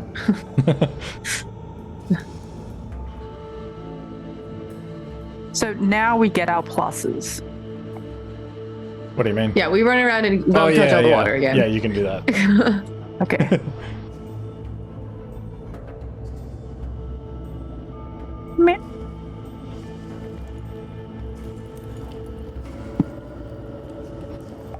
So when you come in here, Olanthius pushes on the wall here, and it sort of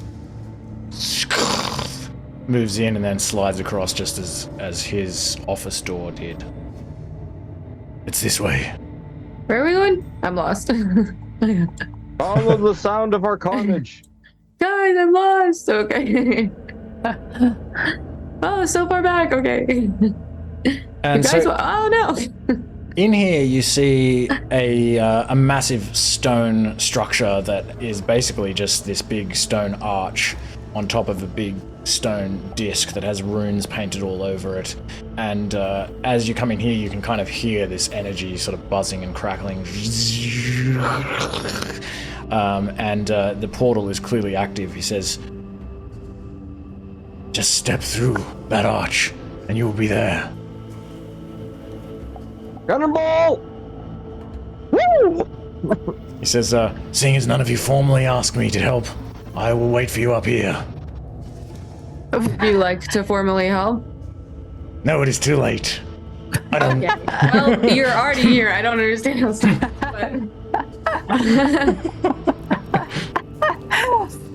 We'll try to save the souls of your Hellriders. He says, no, of course I will help. I am anxious to kill this damn demon just as much as the next adventurer. I'll jump in last. Whoa. Whoa. So as soon as you emerge here, you see this light dancing everywhere off the walls. It is blue and yellow, and Lulu explains again. It's formed by a combination of my magic and Yael's soul. And you can come into this room, and there is this massive formation that appears to be sort of sticking out of the earth. It's beautiful. Alina, get there. Bang, bang, bang, bang, bang. Whoa, double. Purple. Vigilant blessing. Combo. And Olanthius turns to Lulu and watches her as she flaps her wings and flies forward towards this crystal formation. And she kind of squints her eyes and focuses, and her trunk extends, and this radiant energy comes out of her trunk as she makes this big... Ooh. And as this energy sort of blasts this patch of this crystal, parts of the crystals seem to kind of shrink away and sort of disassemble or dismantle and fall away. And it opens up this hole in the side of this crystal formation. And this radiant white and blue light that is in this room already intensifies as more of this same light kind of shines out of this hole.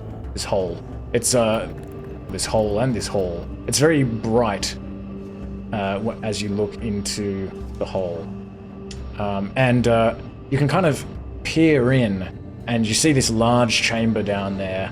It looks like you're about 80 feet from the floor, and it's cold in there. Like very cold, except that periodically there is this like strange blast of hot air, which is like blown out of the hole and into this room that you're in, and then sucked back into the hole. Like And a creature even- breathing. Even from up here, you can hear this loud rumbling sound that sounds like some sort of breath, or perhaps a snoring even, or something like that. Okay. Be quiet. Say what? God damn it, Kensei. Ching ching ching goes slow.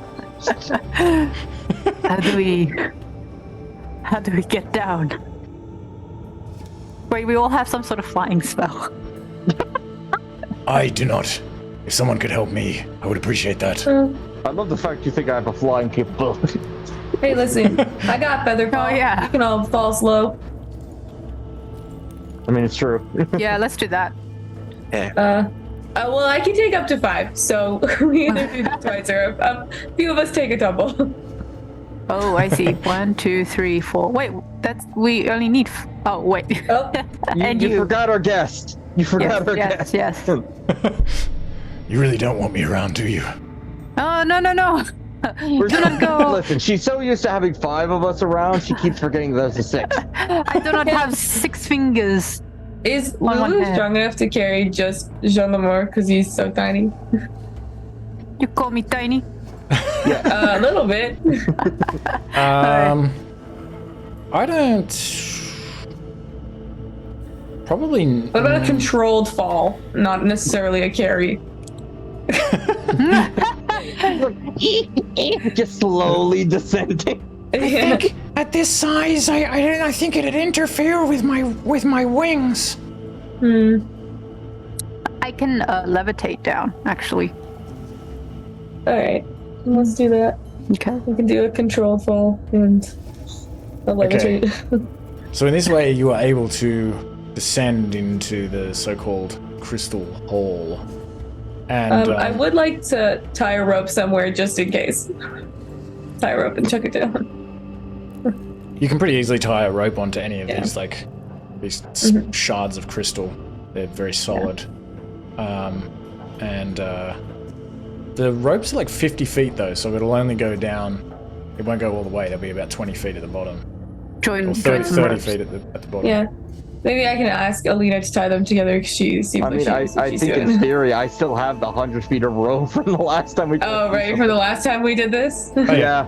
If you want to use that, I won't ask for another check to see how well you Use tie that. it. Finally, might get some use depending on how things go. You know. Yeah. I guess we technically wouldn't have to use Featherfall then. We could all just climb down, but I like the idea of jumping slowly down better, so we'll do that. Sometimes Sure, you gotta we'll treat make- yourself. Yeah, Treat we'll just yourself. make Kenway mildly uncomfortable. All right, so you drift down into this large space, and you see these blue and yellow crystals all over the room, and this bright radiant light of both colors just reflecting everywhere. And it's very cold in here, except for these intermittent hot gusts of wind that's coming from somewhere further into the chamber. And you also notice that any sound that you make, just the rustling of your feet or just any kind of breathing or anything, it just echoes throughout the chamber. There's just this shimmering radiance everywhere. And you also see immediately as you float down here this large creature that, you've seen Crokek'toeck before. You identify this thing immediately. I won't show a handout because I'll take us there, but let's take a 5-minute break. We'll go there when we come back from the break. All right. What begins?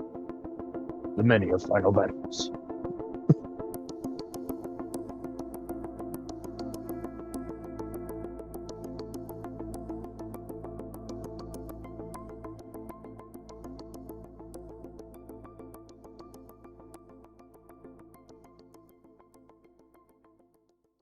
All right.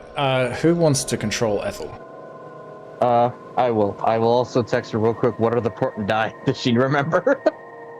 I'll just roll them again. That's fine. Okay. Oh yeah, that's right.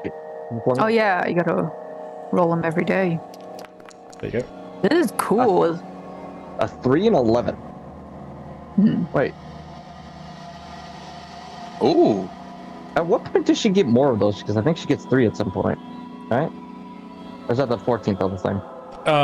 Maybe. Is it okay with you if you look that up while I get going? Yep. Yep. No problem. Okay, sweet. So you find yourself in this room with this sort of crystalline floor and these large shards of blue and yellow crystals lining the walls all the way up 80 feet onto the ceiling, and the ceiling is also, of course, made out of these crystals.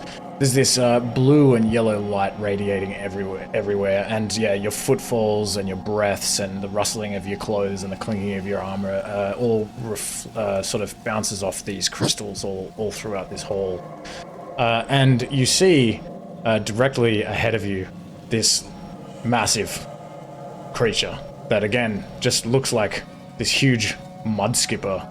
It's kind of this weird combination of like, it's got like dog-like aspects and fish-like aspects. It's got this like greasy fur on its body and these like kind of extended hyena legs, and it has multiple tongues in its mouth, and also like kind of fins on its side, and its back. Its tail is like a big kind of almost fish-like tail, and I'll show this handout just to remind everyone.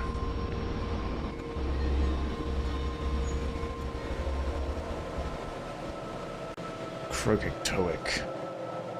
And also this diagram as well. And you notice now that you're in this hall and a little bit closer to it that it doesn't appear to have eyes. But it's not currently moving, and it is definitely the source of this sort of hot air that's blowing in and out. But it's kind of swaying a little bit back and forth. And you don't know, it's hard to tell anything more about its state than that, but it is facing your direction. Its head is kind of lying on the floor.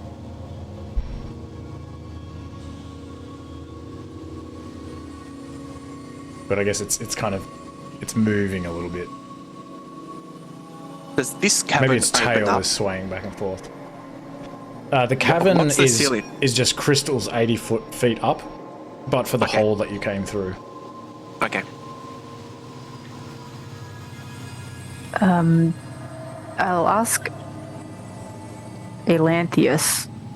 Do you know where the sword is in this chamber? As you ask that, I ask it quietly.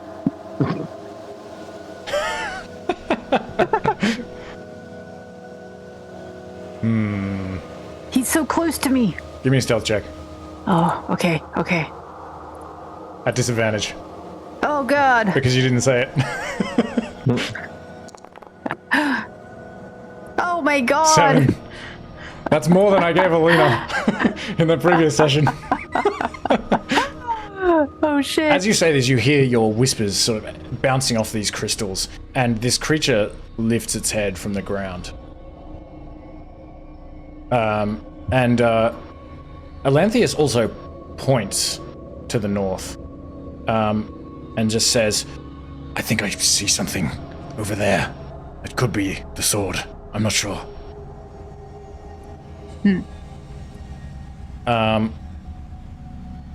But he says, brace yourselves. I think we have disturbed it.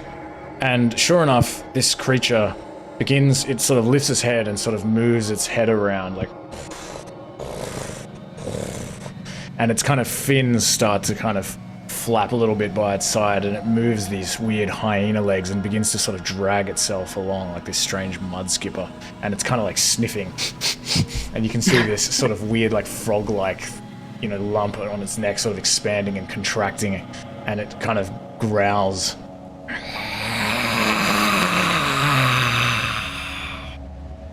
And so, as it begins stepping towards you, let's roll for initiative. Oh, God.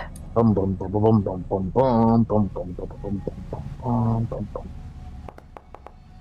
Advantage.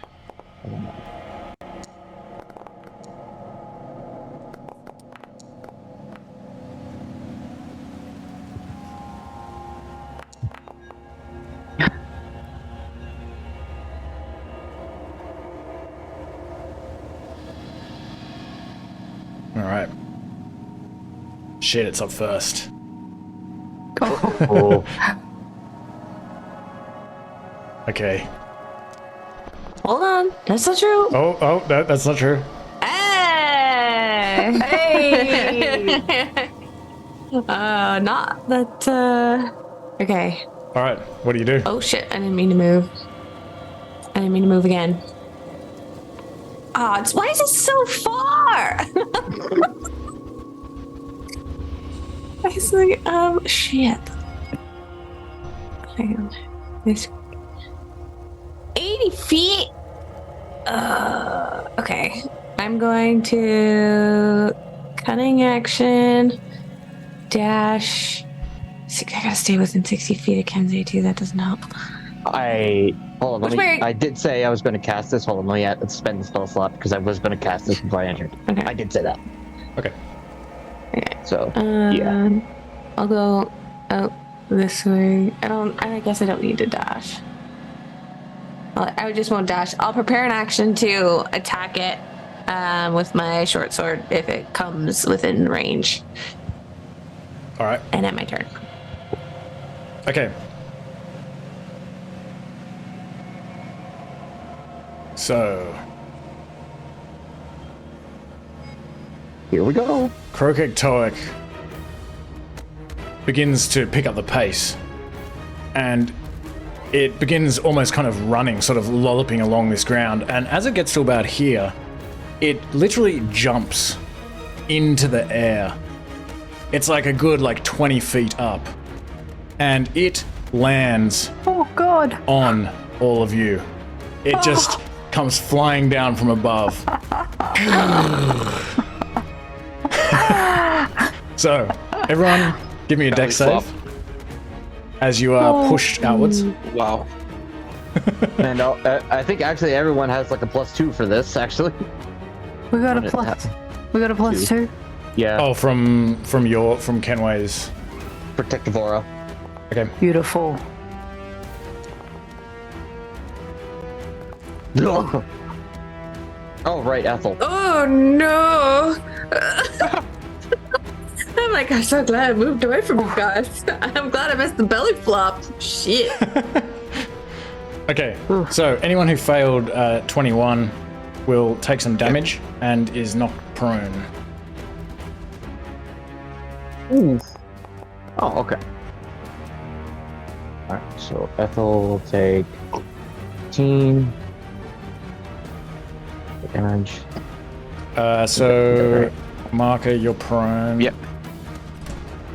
And then 17. Prone. Anyone else who is? Most people. Yeah. Just go ahead and give yourself the prone condition if you're on your back. But also, as this creature lands and causes this huge thud, the whole space kind of shakes a little bit, and some of the crystals there's sort of crystal stalactites in the ceiling are shaken loose and fall down, rain down upon you. So, everyone, again, give me a dexterity save. And this is including Alina. So this is disadvantage because I'm prone, or do I automatically fail? It would be disadvantage. Is it disadvantage because of prone? Dex? Yeah. Oh. Would this trigger my? I guess it's not a. Is it a spell?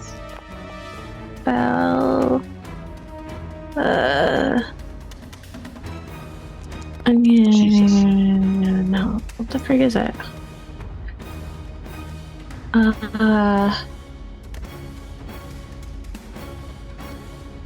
Evasion.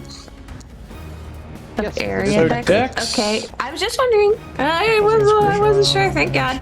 You don't have disadvantage on Dex if you're prone. Oh. Alright. Okay. So, but the first roll was an 8 for her, so that didn't change. So technically mine's a 9, but I don't think it's gonna make a difference anyway. Markers will be a 20. I actually rolled with disadvantage. Wait, I think These- Alina has rolled with the check. Oops. Oh, it doesn't. It makes no difference. It makes no difference. It will Okay, just okay. still give you the result. Okay, so the DC for that was 13, and you take, if you're struck by some of these falling shards, you just take 4 piercing damage. Okay. And as it kind of swings its head around, like sniffing, and opens its massive mouth, and kind of like all of these tongues come out, and you get kind of splattered by saliva, and it's like, it is Lulu's turn. Oh my. Okay. Lulu is gonna bless anyone who's in 30 feet of her, or 3 creatures within 30 feet. So, Mahkah,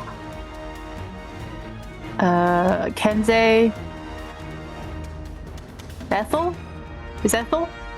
I think so. Alright.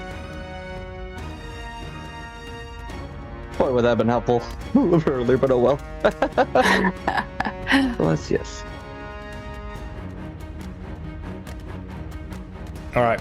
At the end of Lulu's turn, Crokek'toeck is going to very quickly lash out at Jean Lemore. At Lulu, who he sees casting this spell with one of his claws. Oh god. Hits Oh my god, is she gonna die? for 11 slashing. And Kensei Kenway. Alright, I'm gonna get up from prone.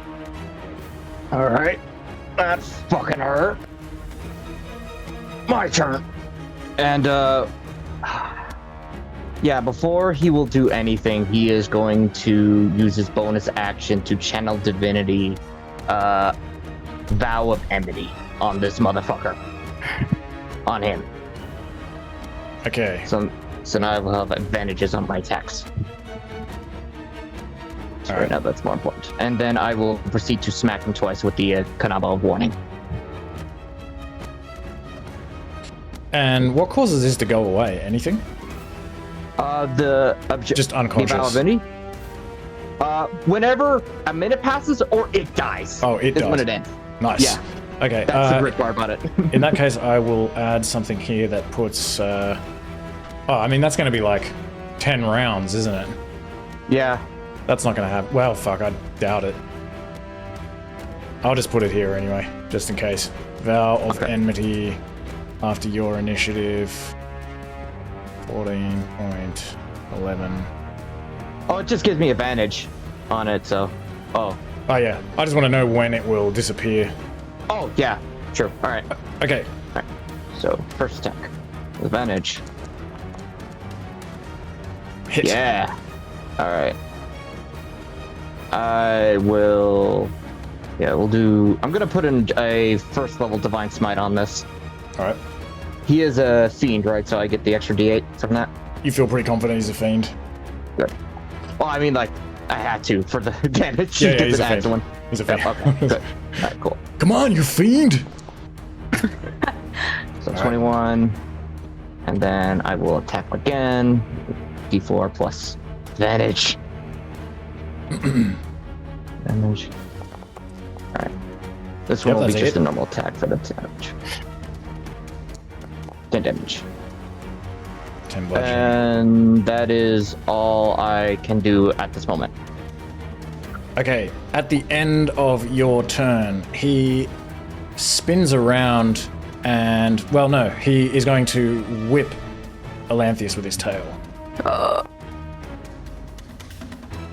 And that will surely hit. For 9 damage to Olanthius. I assume it's bludgeoning damage. Okay, Ethel. Okay, fuck. Alright. She is going to cast... Bigsby's Hand. Alright. That seems like a very good one to start with. And she will cast it... Hand. Yeah, right there. And, can you control that? Actually, you might not be able to. Hold on, I'll give you Yeah, ownership of it. Okay, should work now. Alright. And she is going to use a... Is this thing... oh yeah, this thing's going to be big. Alright. I will Gargantuan. use... Yeah, no. Alright, so she's going to use Forceful Hand...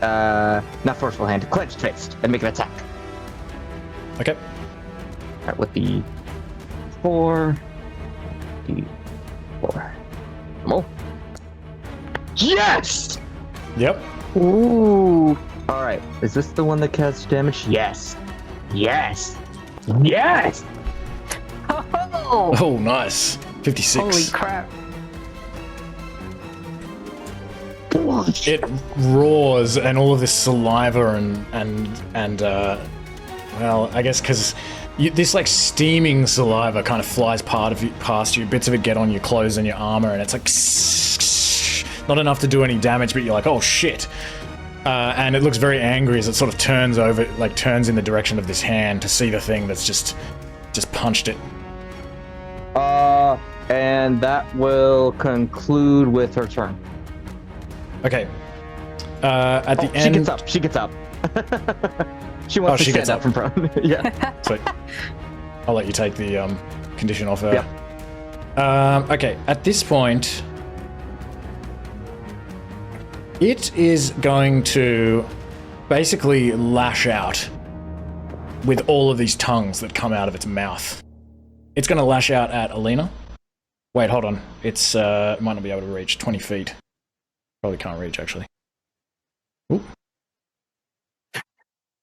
No, can't reach. Oh. Wait, it can reach. Damn it.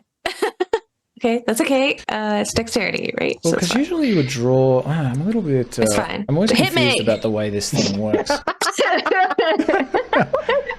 Just let me just see. The one I don't- time I I'll don't- ask you to do it. I don't think it can reach you because, like, I can't draw from this. Like, I don't know whether to draw exactly from, like, Is it- on it or from next to it. Is it because it's a dexterity one? You don't want to hit me. Maybe I'm gonna have to think about this later because It's you would 20 generally, feet. if you're measuring a spell from you would usually, would you include your 5, 10? Hold on, sorry guys. So this is 5 feet because he's. Oh yeah, so it's like from. Oh yeah, like if I move him. Okay, I think it'll hit you. And he's also going to hit basically all of the players, including Ethel and also Olanthius. He can hit 6 in total. So everyone give me a dex save, and Olanthius Wait. also. 1, 2, 3, 4, 5. So not Lulu? But it's really, I'm still confused about this. 5, 10, 15, 20. 5, 10, 15, 20.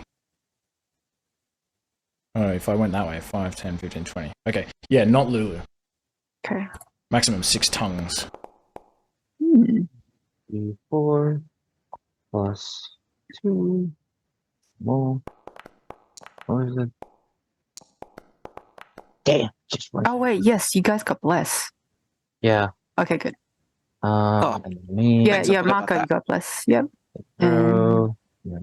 1d4 more. Was that for Ethel? That 1d4? Yeah. So Oh, Ethel No, was the one Ethel's bless? Is that what that was? I don't know why I rolled the extra 1d4. Oh, okay, I so- rolled the extra 1d4. That Oh, was sweet. Okay, so anyone who failed 15, you take some bludgeoning damage as this tongue just like smacks into your face, and you are then grappled as the tongue sort of wraps around you. all right. So that's gonna hurt. Mahkah made 15. Nice. All right, Just like and duck will out of the way. be This. damage by damage. Yep. Adding in all the extra bonuses from me, from Bless and me every time a saving throw is committed. Okay, we're good there.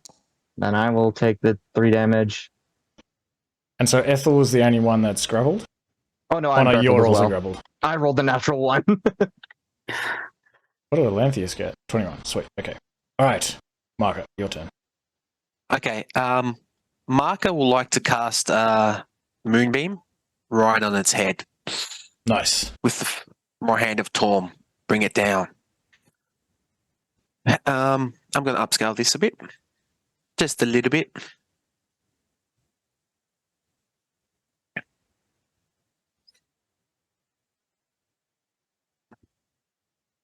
Also, get up from prone as well. All right. And he'll like to wild shape into an earth elemental. Nice. Yeah. Hulk up.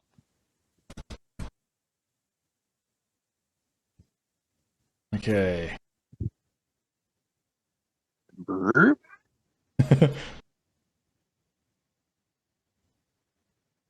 Now, just a quick question with the earth elemental from last time. It actually has multi-attack. I didn't realize from last session. Oh, nice. So when my time comes around. Okay. So wait, you can't do that straight away because you transform as a bonus action, and I thought I guess so. I wasn't sure if usually? you wanted to. Well, that transformation is a bonus action. Like Mahkah used his action to cast Moonbeam. Oh yeah. I And then his bonus action to I forgot about the moonbeam. to become Okay, cool. All right, at the end of your turn, he has these legendary actions. He is going to kind of turn from this Bigby's hand, and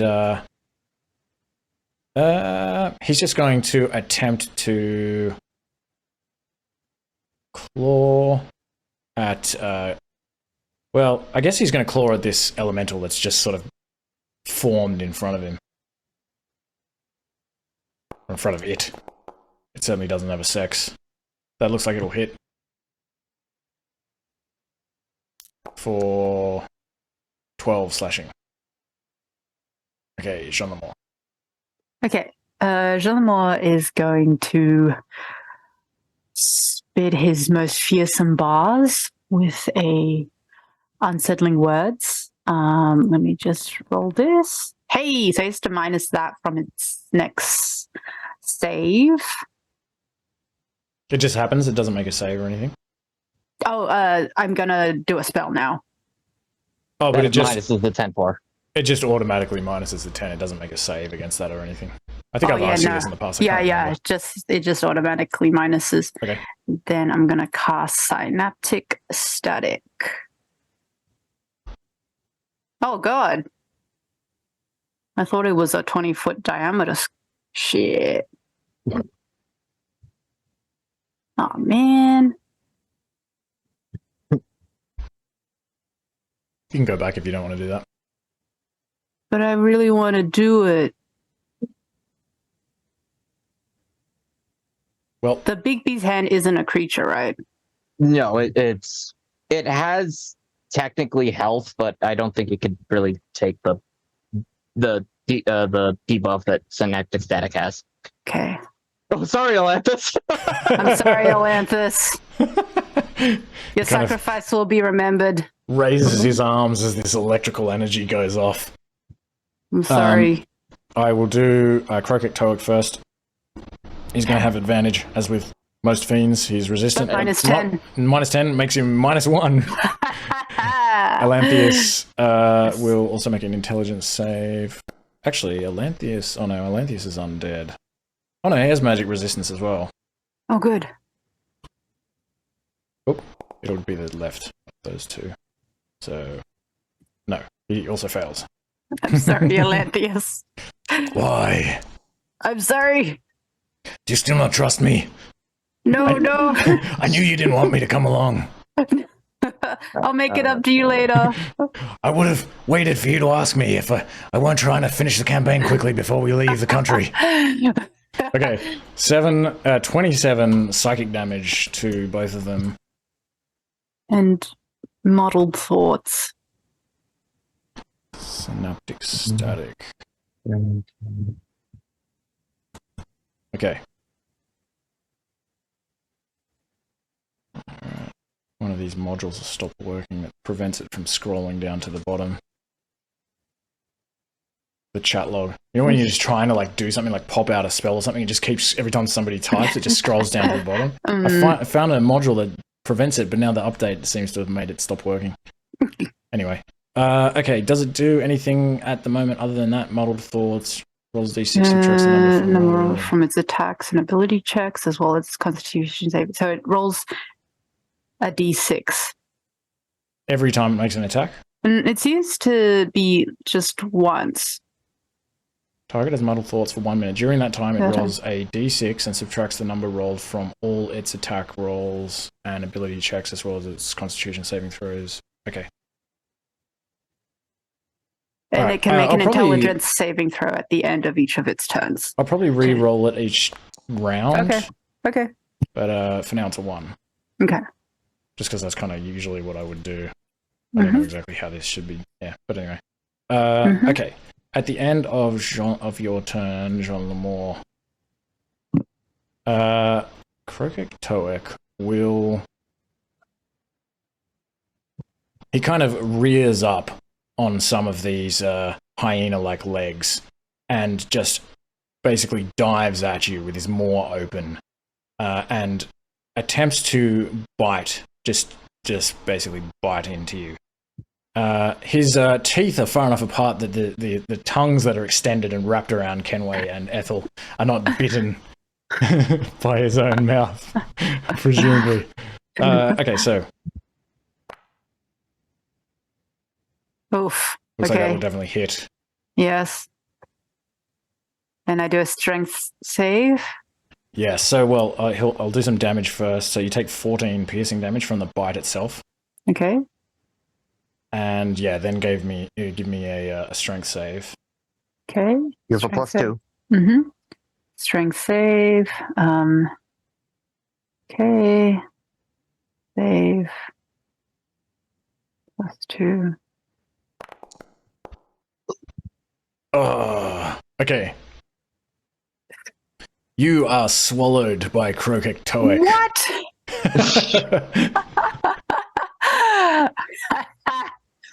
Fascinating. So I'll put you somewhere here or something. You're blinded and restrained inside its stomach, or perhaps inside this weird thing in its throat, where it kind of holds things like a crane. Is it a crane? Oh yeah, one of those. Ah! No! And so, Okay. start of each of Crokek'toeck's turns, you'll take some acid damage. Mhm. Okay. Olanthius is going to... and he'll have muddled thoughts, so he's going to roll a d6. Sorry, Olanthius. So just a -2 to whatever he does. He's going to use a bonus action to cast Searing Smite as his weapon bursts into flames. And he's then going to attack with his longsword. Oh no! Misses. He'll make a second attack. That'll hit. Yeah, that one hits. So he'll do the longsword damage to 16. And also this... it makes a con save, does it? Hold on. Bear with me. An extra 1d6 fire damage to the target. Okay. So it automatically takes this 1d6 damage. 2d6? Oh, I see. It's taking 4 damage. And it bursts into flames. There are a lot of things to remember. At the start of each of its turns, it has to make a con saving throw. Okay. Alright.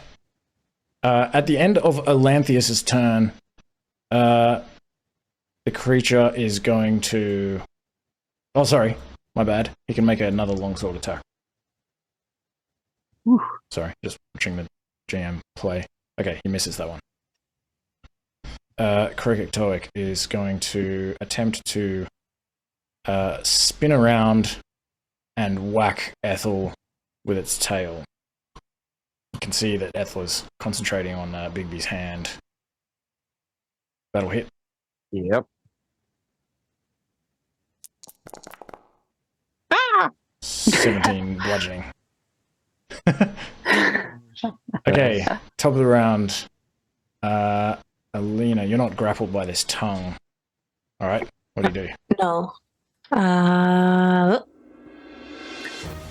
Casting haste on myself.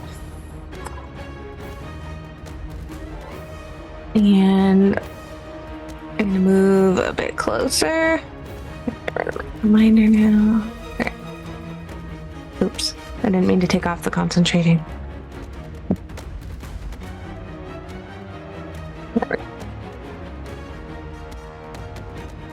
So I'm gonna just move a few feet forward so I don't have to be too far away before I hit next round. Okay, that's the end of my turn. All right. Sorry. At the end of your turn, this thing is going to attempt to claw at Bigby's hand. Hit. Yep. 15 slashing. Alright. Alright, so at the beginning of its turn, it is on fire, so it will make, start of each of its turns, it will make this con save. And there's a moonbeam as well on it. Okay. It passes, so it doesn't take the damage, and it looks like the flame goes away. The spell ends. Alright. Moonbeam. Okay. Alright, give me the moonbeam damage. Cool.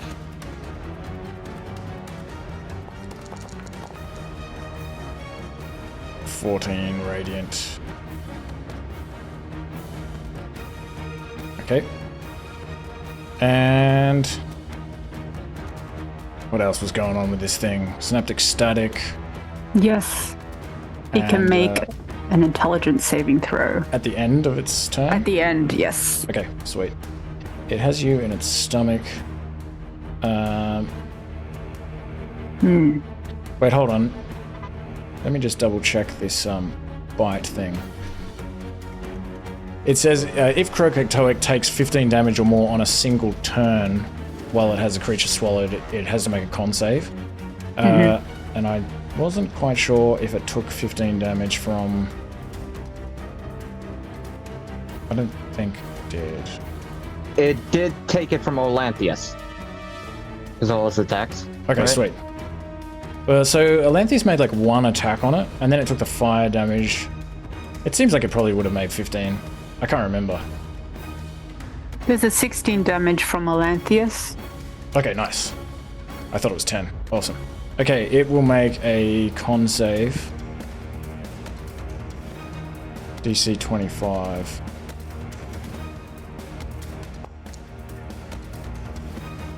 Okay, it fails the con save, so...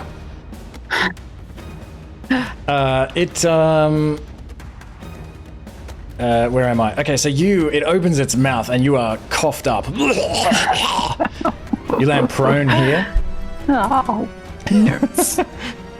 You're no longer blind and restrained, but it is going to, this is before its turn as well, it uses its reaction to spew, just as you land on the ground, a huge amount of acid spew. And it's going to do it like this. There we go. So Ethel, Jean Lemore, and Kensei Kenway, give me a con save as this searing acid spew covers you. Alright. +2. Yep. Yes! Alright, I'm good there. Now Ethel. Nice. Right. Attributes. On throw 1d4 +2 normal. Nice. No con save or anything needed. Okay, cool. All right, so now that it's its turn, it's taken this moonbeam damage. It is going to jump up in the air again, and it is going to land on Alina and Bigby's hand. So, give me a dexterity saving throw. Can you move the creature so I can see Bigby's hand? Oh yeah. Bigby's hand. Thank you. Are they I was allowed gonna to say, take off? doesn't? Yeah, No. I was gonna say. So the thing is, Oh. it moves so quickly, it kind of causes you all be sort What? of blown back a little bit, and you're unable to get an off attack in as it does this. Even if I have Sentinel? What does Sentinel say? You are allowed to have opportunity attacks even if creatures take the disengage action. So I don't know Let me if that see. counts. Let me see what I wrote here. It says without drawing opportunity attacks from nearby enemies. So I think no, unfortunately. Okay. All right. Strong. All right. All right. Dex save. Come on. I think I got 30. Oh. Oh, Oh, yeah, it still so does. this- Never mind. This would be pushed out to here and prone. I don't think Bigby's hand can really go prone. I don't know either. But fails though, so you take some damage. Oh, it doesn't matter. Bigby's hand's gone. Okay, Bigby's hand is gone. And let me see. I think that's all it's going to do. Oh no, sorry. Also, again, there are several crystals dislodged from the ceiling which fall down upon all of you. So give me another dex save. Oh god. All right. Dex save. Throw. Oh my god. 1d4 plus 2. Come on. All right, that one's good. Next one. Save a third. This time I'll say the DC. There's some less crystals this time. DC is only 11. But they're bigger crystals. They look like they'll hurt more. Oh.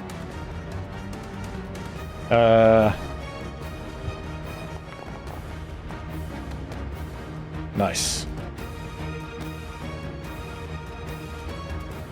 And Mahkah mental. Sorry. Dex Yeah, it save. didn't roll before. No worries. Okay, nice. You're all able to jump out of the way of these big crystals. Actually, sorry, I'll just do one for Olanthius. And did you do one for Lulu, Anna? Oh, sorry. No. Sorry. It's alright. DC Dex. Save.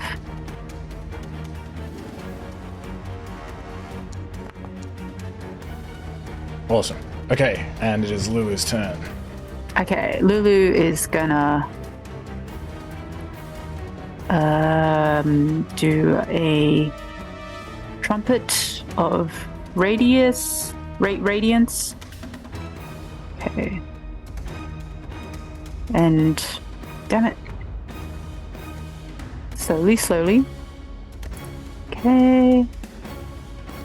And so the evil creatures in the cone must take a DC 14 Constitution saving throw and have disadvantage when making the saving throw. Okay, so it'll be flat. It'll be flat. Okay, yep. Okay, well, I passes. get half damage. Alright. 16 radiant. 8 radiant? Okay.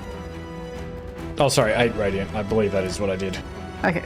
Wait, I don't think I did. Damn it. Thanks, Anna. Okay, the Vow of Enmity. Oh, sorry, at the end of Lulu's turn, nearly forgot. This creature is going to lash out with more of its... actually, is it going to do that? No, it's not going to do that. It is going to...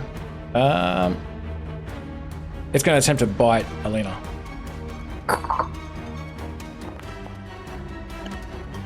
No. Nice. Okay, Kensei Kenway. I just remember both me and Ethel were still technically grappled by the creature. Where are we now? As long as you're not more than 20 feet away, you're still where you are. Okay. All right, so we cannot move still because of the tongues, Correct. right? Yep. All right. So then I'm going to bonus action bring out the cold man. Where? There we go. Yeah, I was going to add a thing where it like pulls you along with it and you go like crashing down on the ground, but I ran out of time when I was prepping. Yeah, no, that's fair. And he's going to put it right there. And yeah, I'm going to make all of my attacks against him to the cold man. I'm going to burn an Unleash Incarnation, Action Search, and another Unleash Incarnation to make 6 attacks against this motherfucking thing right here. All right. Because this thing is annoying. It also horribly failed its synaptic static. Oh, sorry, it would have advantage. I realized it didn't obviously take that into account when it tried to bite, but it failed anyway. Okay. Sorry. Go ahead, Kensei Kenway. Alright, and we're going to a lot of things. So 6 attacks in total. I will spend all the stuff after I make my attacks. Oh my god. 1d4 damage. Yep, 27 hits. Second 2. 10 bludgeoning.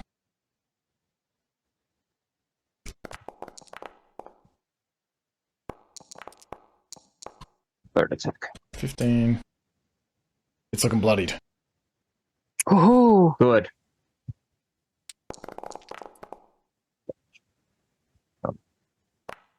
So that was 1, 2, 15. 3. So 4th attack. Alright. Fighter doing fightery things, technically. Alright, so it's 4th. Another 10 bludgeoning.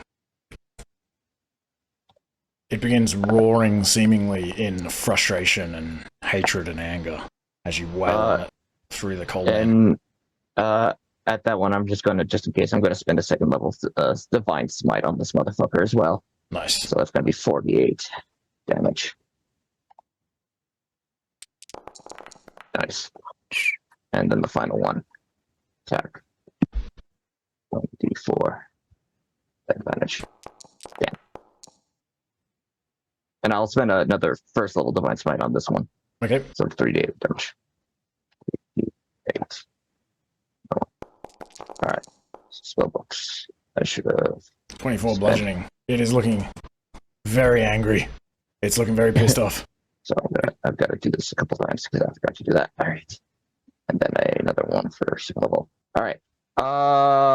That is it in terms of things that I can do. Okay. At the end of your turn, it will open its maw again and spew forth some more of this acid spew. And it's going to do it like this. I reckon. Like this. Actually, I guess it won't. It won't affect the cold man, I don't think. Each creature in the cone. Putting all my shit. Alright. So it is. No, I don't want to. Alright. Oh, fuck. Okay. Alright. So this is a con saving throw. Alright. And the synaptic static, it's not doing an attack, so I think it's fine. Is that right? So was that a con saving throw Yes. for that acid? Yep. Con save, yep. DC 18. Yeah. It should be fine. Oh. And then con saving throw. 4. Damn, both me and Ethel fail.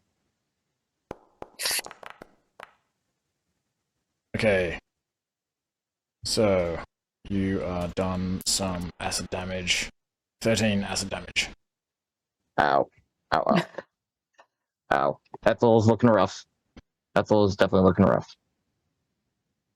Alright, and Ethel's turn. Alright. So she's grappled still. She does not like this at all. She is going to cast sadly where is it? This is the first. I need to. Okay, shoot. I'm going to cast a Mystic Step out of here. Get the fuck away from me. So, where is a good. She's going to go back, actually. A quarter. Yeah, she's going to go. She's going to Misty Step all the way over to here. Oh, And fuck, then- I forgot something as well with that moonbeam. That's alright. And she is going to keep hot-legging it out of there as much as possible. And as her main, she is going to cast Chill Touch at this creature. Okay. I'll just say as well that when you cast that moonbeam, it basically filled the entire chamber with this very bright light. And everyone had to sort of cover their eyes because this light was incredibly blinding. I'll say that because I forgot, you don't need to give me a dex check or anything, but when we get back to Mahkah's turn, we'll probably do another one because it's like a sustained spell.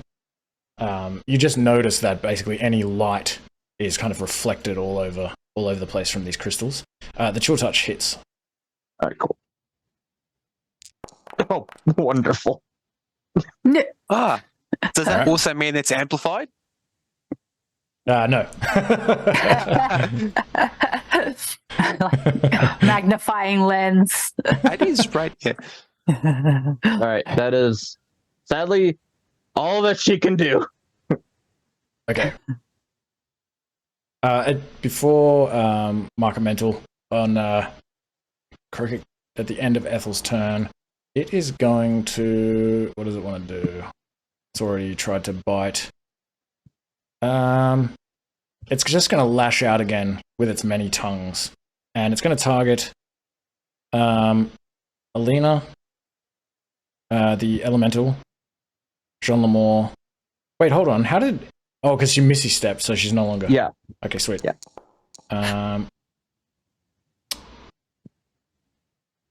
Where am I?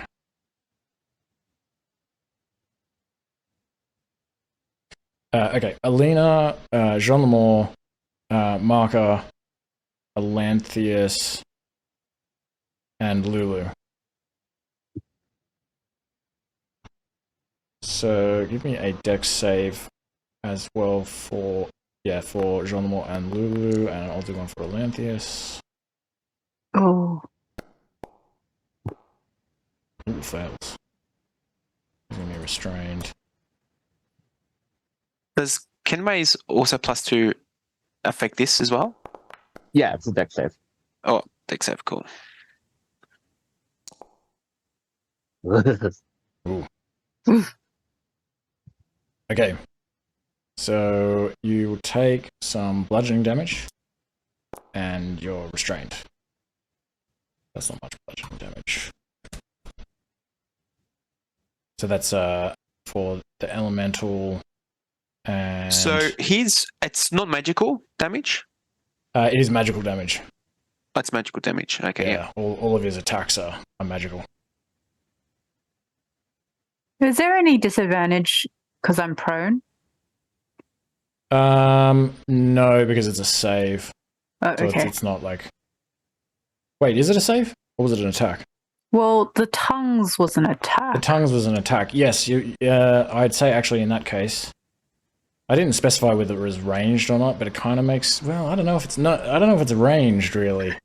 I don't think so, because seeing as I don't know whether it's ranged, thinking about this tongue just kind of going at you and you're on the ground, I'm going to say no, not in this case. You'd still be harder to target though, because you're on the ground. The tongue doesn't care. I changed my mind.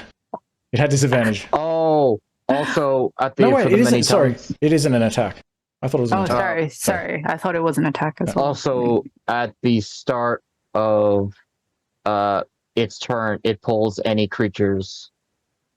It pulls the grappled creatures within 5 feet and then releases. Yes, but this isn't its turn. Although, oh yeah, you're right, because you were restrained Me and Ethel previously. were. Okay, yeah, yeah, you're right. Forgot about that. So you're not restrained. Or we were like grappled. right here ish, because we were pulled in. No, because actually it moved before the end of its okay. turn. Okay. Yeah, so you're right. You would have just been released before it jumped. Okay, elemental. Okay.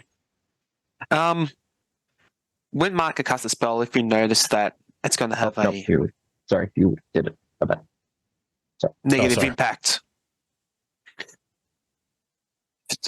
If it's, is it going to? Well, actually, Yeah, I will actually do that as well. I'll just say at the beginning of your turn that everyone give me a dex save, DC 10. Just from this Okay. this reflecting brilliant light of the moonbeam.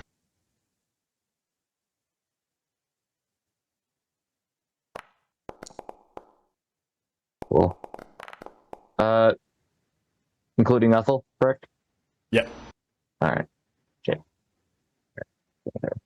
Well, at least now I don't have to add the 2 for that for this one.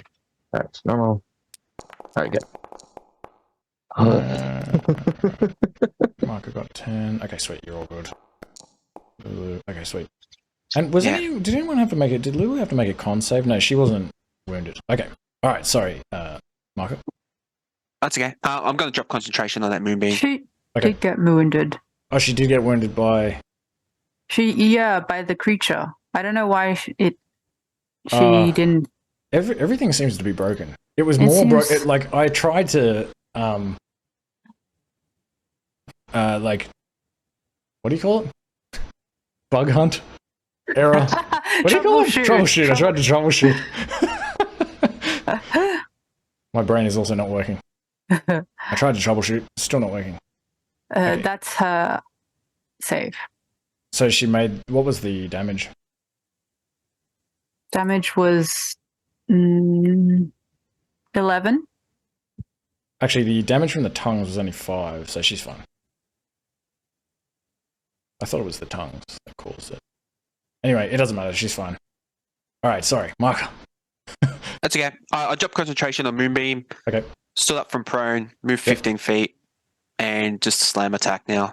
Okay.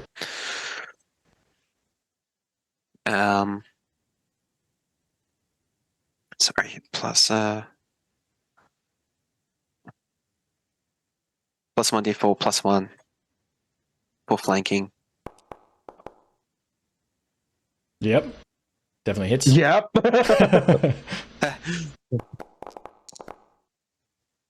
20 bludgeoning. All right. I'm going to attack it again. You feel like you're like smashing, like breaking its ribs and some of the bones in its weird hyena legs. It's like thrashing and crying out in pain. How do you kill Crokek'toeck? Oh, sorry, my bad. Wow. That was stupid. That was your attack roll. Fuck. Oh. I've been. Oh, Give me the damage. damage. Come on. Premature. Okay, how do you kill Crokek'toeck? Just like two hands grasp and just like slam down his head, bang into the ground, and just like repeatedly just like pound his head into the ground.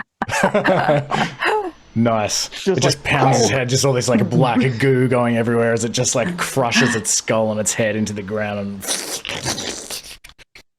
the whole the corpse of this gargantuan creature begins to like melt away and leaves this kind of sizzling pool of demon ichor on the ground, and we're out of combat. Nice. I tried to design it to be quick, but it was quicker than I expected. Whoa. You guys are too powerful. That was intense. I don't want to play anymore.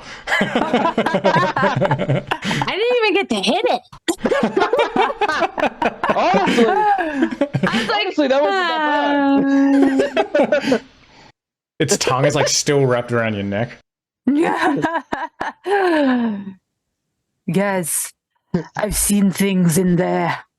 I can't wait. Because the healthy comparison between Ethel and me. Honestly, that wasn't that bad. Shut up. It's like bleeding from all pores.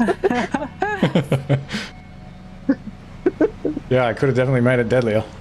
I mean, the attack after every round is pretty good already. Oh, yeah. Or after every turn. Relentless. Yeah, I guess it's just like thrashing around. It's a good fight. Anything in its dissolving body? How do you check? Cold man, sift through the goop. It doesn't find anything. Alright, fine. I'm sure Ethel will want a tooth or a tongue. Unfortunately, all of it is just melted away into ichor. But she can have some ichor. Yeah, maybe she'd pull out her vials. Yeah, I feel like Ethel would. I guess like down here as well, like the ichor is not Ethel. The ichor is not like mixing with like dirt and shit, so you can probably collect it relatively easy for a while off of this crystalline floor. I'm gonna spend 20 hit points to heal Ethel real quick. Ooh. Lay on hands. Wait. Oh, I can. Does anyone else need to be healed? No. I am Okay. Nope. Oh yeah, fine. Ethel still needs help because she's still like halfway. Oh, okay. I'm gonna just do a mass healing word. Just All right. might as well. Right. I didn't even get touched. It was all Dex. I was like, woo. Yeah, that was fun. It's good killing demons again. I basically did nothing but cartwheels around the entire chamber while you guys attacked it. Look at me, guys. Look at me. Apply healing. 1, 2, 3, 4, 5, 6. I guess everyone except Alina can get some healing. She doesn't mean anything. Yeah.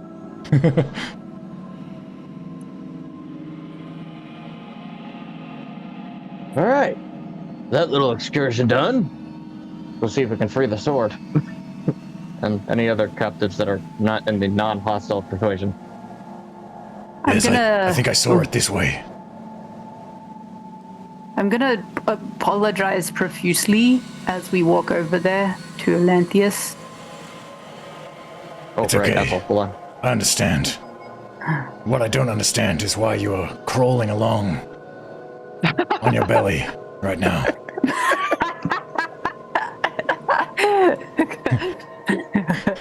There's no need to prostrate yourself.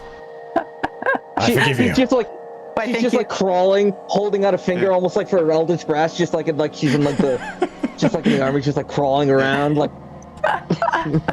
Gee, I was just sniffing the floor, following the scent. Loot.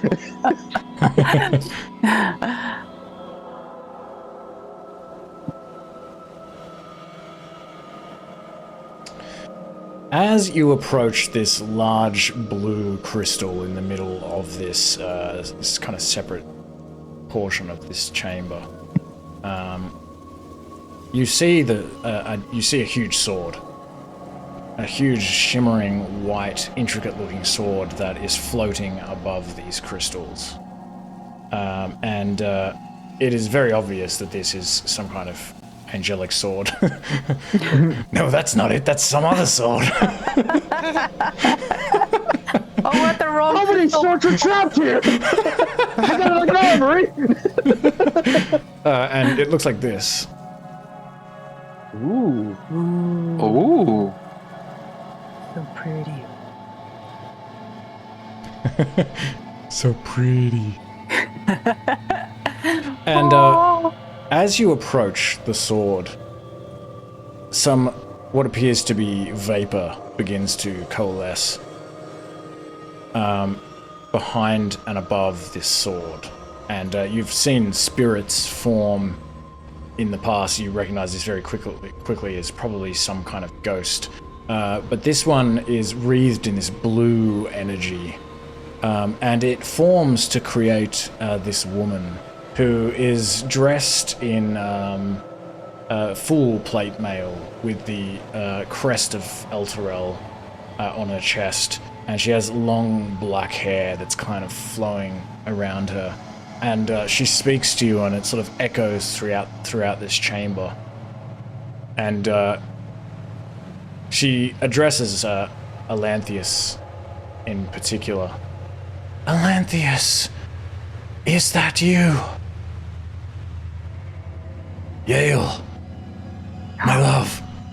Yael? You're still here.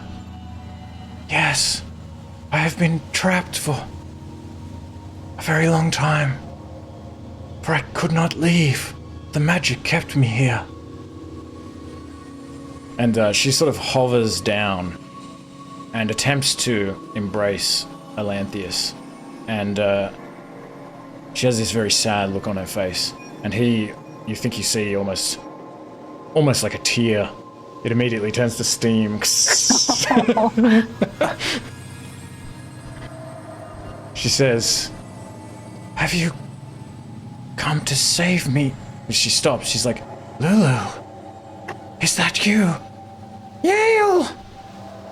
I'm so sorry you've been trapped here all along. Lulu kind of comes up and tries to wrap her trunk around Yael's spirit form. It kind of like passes through it. But they sort of, do like a mock hug. Yael is able to hug Olanthius in a more realistic way, perhaps because he is sort of undead. She says, it's okay. It was the only thing that we could have done. Have you finally come to set me free, to claim the sword? She looks at all of you. Yes. Yes, we would. Nah. We want to save Elturel.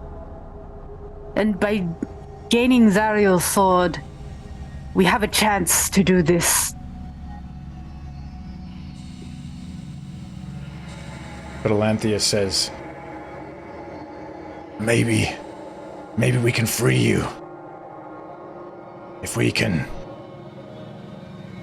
disrupt Zariel's hold over you. Perhaps if we slay her, or... He looks to Lulu and around at you. Or maybe convince her. Find some way to break the contract. She says, so we are not yet free. You and I are both trapped here together. Olanthius says, I would have it no other way. I will not leave Avernus without you. And Yael says, one of you must take the sword. For it cannot be Olanthius. The sword, I am sorry, my love, will not be wielded by the undead. The sword is sentient. I will allow you to take it. But, she kind of looks between you. I do not know what you intend to do. And I know you have faced many trials to claim this sword. But be warned that if you yourself wish to use its power, you will face your greatest trial yet. For whomever becomes one with this blade will cease to exist as they once did. Their mind and body changed forever, to live thereafter as an eternal being of light and radiance. It'd be fun.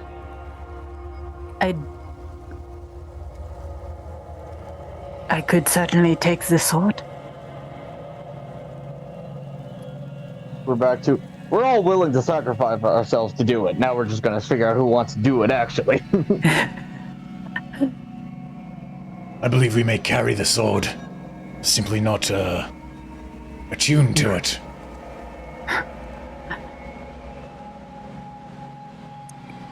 That is true, my love, though you may not even hold it.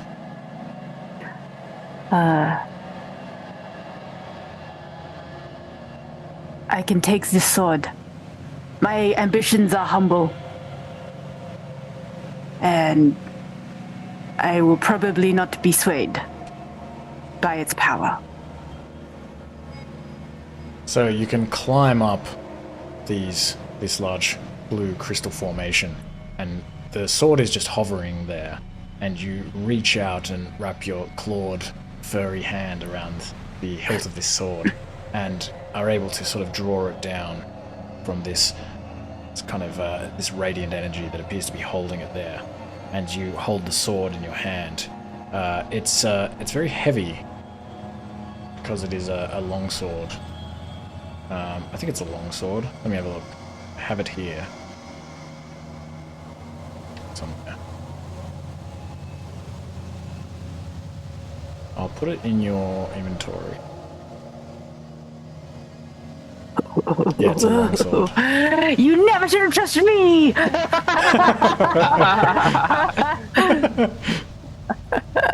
I mean, I guess if it's like a longsword weapon. I'm useless. Yeah, I was just gonna say my whole life I haven't really accomplished much. Maybe. I I don't know. I guess it would have to deem me worthy, so I don't even know at that point. But I can at least try, right? Perhaps we will allow you to discuss this amongst yourselves. My love, may we speak in private? Of course, my beloved. Yeah, you got a whole century's worth of catching up to you. We'll leave you get to your business. Such a joy it is to see two lovers.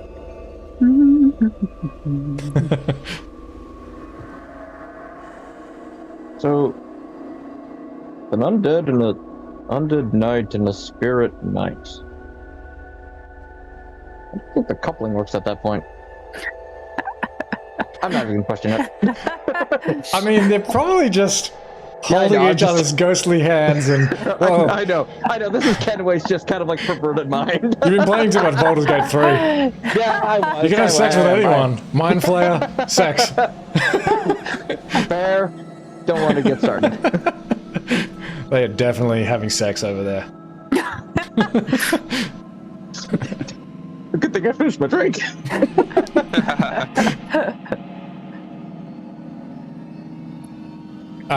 Seeing as Ethel's not here, she could identify the sword. Ooh. To gain more information about it. I'm for a Does line she have it dance. prepared? Does she have it prepared? She does not have it prepared. So it's gotta be a line dance. Yep. In this echoing chamber. She can do that. They haven't seen each other for a while. They're probably gonna have a few goes at it.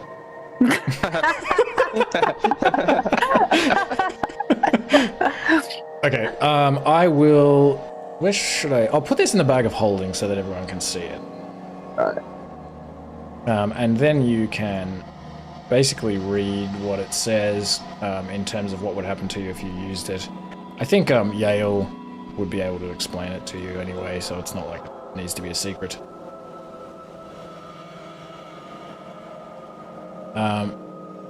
But seeing as we don't actually need to, now that I think about it, choose now, maybe we should continue on with the session, and maybe I'll post this and you can have a read of it later. Unless anyone wants to attempt to attune to it, you begin to kind of hear it whisper and sort of probe your mind whenever you hold it, as you sort of pass it around and look at it. And you feel that all you need to do is basically think it, and you can attune to it automatically without even taking a rest. Whoa.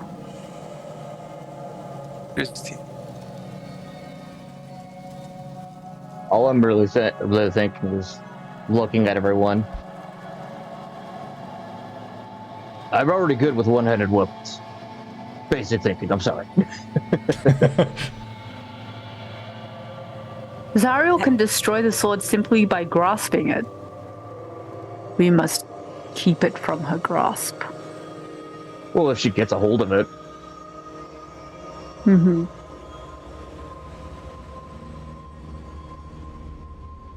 But so we shouldn't attune with it, is what Yael was saying. After they speak amongst themselves, they return. Yael resumes conversation with you. She says, "It is a powerful weapon. I simply did not know what you wished to do with it. I did not know your plans. Olanthius tells me that you may plan to use it as a bargaining chip. He feels that you may have to fight Zariel.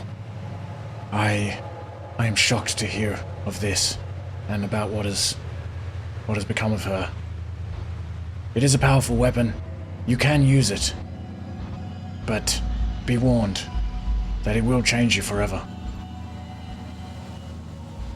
Everyone I know will just probably see it as much of an improvement. Oh. I don't know, I feel like Bugsy might not have as much respect for you after wielding this sword. I mean, to be fair, he might, but honestly, if it is actually an improvement, depending how it goes, I mean, I did save his life. I feel like a lot of stuff might get distinguished for kind of like doing this. Okay. I'm all for it, honestly.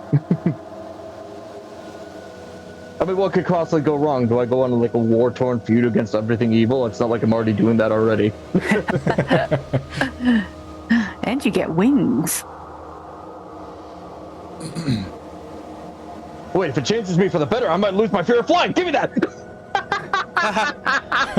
Or you get wings, you try to fly, you freak out and never fly again. Yeah, you're just eternally That's what I terrified. I hate this so much. You just walking forever. And then you get made fun of in the angel realm. Either way, hilarious. All right, let's see if this works. I'm all for this. I really am. Well, like I said, you don't have to do it now, but you can, but it's up to you. And I mean, Ethel isn't here for this discussion. I don't know. There's a lot going on. Can we all attune to it? Only one can attune to it at a time. We pass it around? So what happens if you attune to it and then give it to someone else and then attune to it? We will be forever changed. Can we all be angels? Charge of Blood Brigade. That's the next quest. We go to heaven and see what's up there. As angels. I am pretty sure that only one of you can be changed. At a time. No, I don't know. That's a good question. I don't even... Got to look into that. Does it say anything in the sword? Unless you guys want to do that, I'll have a look at that in between sessions. We're all just passing the sword around? Who wants to be? Who wants to play? I mean, it has to, like, choose you. So maybe it just doesn't like anyone who doesn't... Yeah, the first time it's like he has to choose it and then it's fine, but if you try to pass them around, it's like, oh no, I see what you're doing. It's just like a cheap whore for everyone's pleasures. Nuts.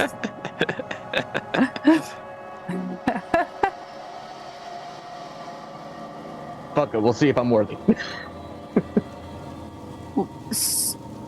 So what is it that we want to do after this? Do we want to find Zariel? Do we... I guess we probably want to get some, like, good weapons. We gotta spend our gold. Yeah, we gotta... Okay, I mean- so next stop is Wandering Emporium Yep, we gotta find it again. before seeing Zariel. Yep. And, well, yeah, I guess finding it's easy because Ethel has the message, whatever.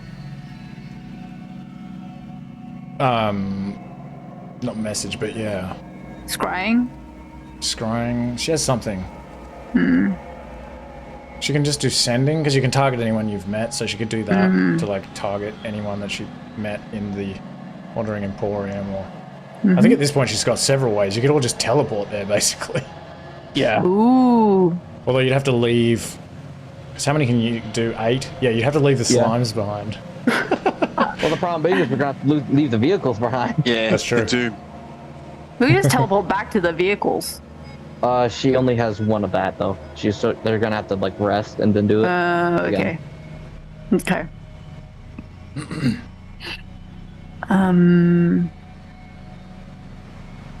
I will say, actually, that during this conversation there have been various rumblings going on. And Yael begins to kind of look around as this rumbling sort of increases. Lulu also looks around. She's like, Oh no!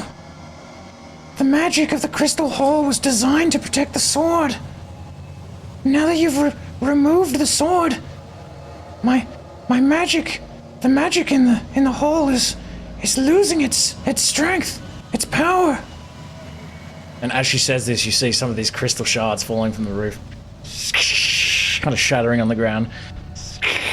Just one over here and then one over there. I don't know how much longer we have in here until it starts to collapse in on itself. And Olanthius is like, my love, what will become of you? Yael is like, I am part of this place. I don't know. I don't know either. Olanthius is like, whatever happens, I promise I won't stop fighting until you and I are both free. She's like, I love you, Olanthius. Good luck. I love you too, Yael. Whatever happens.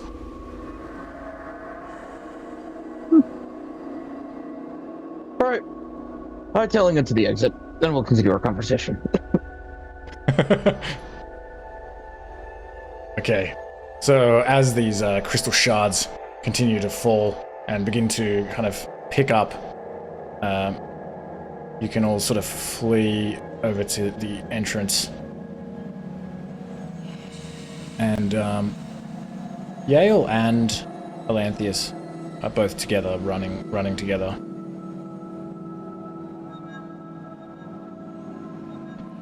And she begins to drift upwards.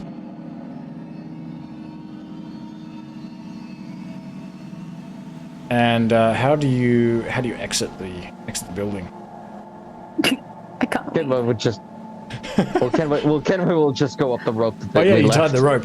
Yeah. Okay, I won't ask for athletics checks or anything. We can just say that you are able to climb up the rope and climb back into the crystal hall. The crypt of the Hellriders. And as you climb back out, you see the structure. All of this rumbling gets more and more significant, and these crystals begin kind of, even on the outside of the structure, it sort of begins caving in. And as Olanthius climbs up the rope and comes through the hole, you see Yael's face kind of twist in sadness, and she reaches out for his hand as she is like pulled back into this crystal structure that then like caves in with her inside. Olanthius is like, no! But he's like, don't worry! I will set you free! And the structure collapses, and all the opening that you went through crumbles, and this whole thing kind of crumbles downwards into this dirt below you. The crypt itself is fine. It is strong, sturdy, and imbued by magic, and it doesn't crumble. But the crystal hall below you does.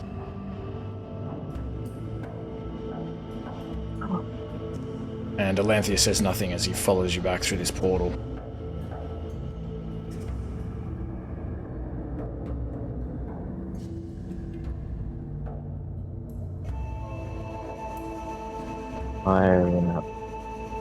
Hold on.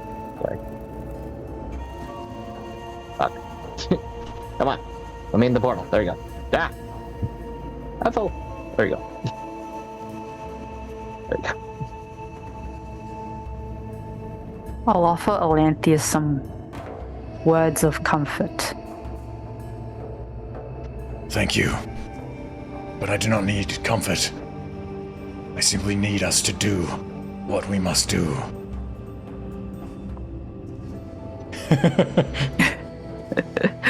What will you do now? Power up.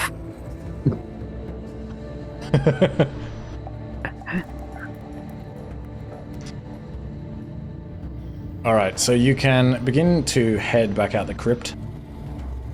Olanthius says, I must return to Zariel's flying fortress. They will begin to wonder where I am. But you can call on me anytime, Ethel. Once you have concreted your plans, decided what to do, I will help in any way I can. Like I said, I cannot fight Zariel, but perhaps I can be there in any other capacity. Whatever you need, just let me know. Okay. All right, and so you leave via the main entrance of the crypt. And by the way, we tell the spirits, hey, we got rid of the thing for you. We don't need the secrets anymore. We got through that, but we got rid of the things for you. Thank you. Welcome. That would have been another charisma check. But, you managed to bypass that. Very good. Oh, Olanthius, sir. Sorry, I didn't see you there. As you were. Go back to sleep. Get back in your pot. Oh, shit, they're broken. Yeah, you're gonna need to find a really good stonemason. I'll have some new ones made as soon as possible. He says, don't worry, my Hellrider brethren. If all goes to plan, you won't have to wait much longer. We will all be free from Zariel's grip. And so you head back up the stairs. And you can feel the heat of Avernus hit you in the face as you walk up the stairs. And as you emerge under these two monoliths, you are immediately encounter a large force of individuals. And there is somebody very recognizable to you who is leading this force. She's hovering just above the ground, about a foot above the ground. She's this old woman with deathly white skin, green energy emanating from her eyes and around her body. She's wearing these long robes. It is Maud Hatt, the Arch-Lector, the previous Arch-Lector. And behind her, standing just to her left, is a chain devil, who you also recognize. Strangely, she still appears to be, sort of recognizable. It is a woman who looks like a half-elf woman. She once was a half-elf woman. Now she's wrapped in these chains and has, in place of her left hand, this long spiked lance, and on her other hand is like wielding this big chain with this big blade on the end of it, and there's all these chains wrapped around her head and these kind of spikes coming out of her head. But she's kind of like half bald, but she also has the remains of these black hair, and these piercing blue eyes that kind of peer out through these chains. And you recognize this as Volus Foot, who you killed in the, I think maybe the second or third session, after you caught her sending got the broken hip? Sending messages. No, that's second session when we were taking everyone to Baldur's Gate. Yeah, it was, she killed Billiam, the poet, That's right. because he At the overheard campsite. her sending a message to Thalamra Van Thampa, and then you tracked her down and like fought her at the campsite and killed her. And she kind of grins this sharp-toothed grin and says, "You are right. I do enjoy it in hell." And there is a huge barbed devil standing on the other side. There are two of these Mesoloths, these sort of four-armed, purple, chitinous-looking bug-like creatures. And there are a bunch of imps. There's maybe 5 or 6 imps kind of flapping and hovering around. And there are 3 spined devils that are sort of climbing over what looks like this large black chariot. And there are 2 creatures who were tied to the chariot. And they kind of look like these like metallic, almost like kind of, let me see. They look like bulls, like large metallic bulls. And I mean, you can recognize this probably is Olanthius's chariot with his gorgons. He calls out, "No, Bruce, Dimitri, what have you done?" And Maud says, "Ethel, sister, good to see you again." She says, "Did it never occur to you to check to see if there was anything unusual about that armband that I gave you. That cuff bangle. I used a simple modified version of locate object to track you all this time. For I realized all I had to do is let you find the Sword of Zariel. And then, after you'd done the work for me, I could simply take it from you. But she kind of looks at Olanthius. Like she's a bit thrown off by his presence. And Volus is like standing behind her, grinning this whole time. She says, Olanthius, have you betrayed our master? and she kind of looks back and forth between you all, waiting for you to reply. And let's end the session there. I just picture Ethel just looking at the pen like,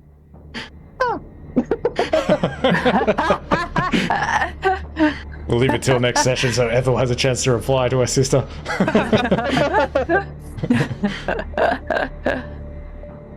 Yeah. What a betrayal!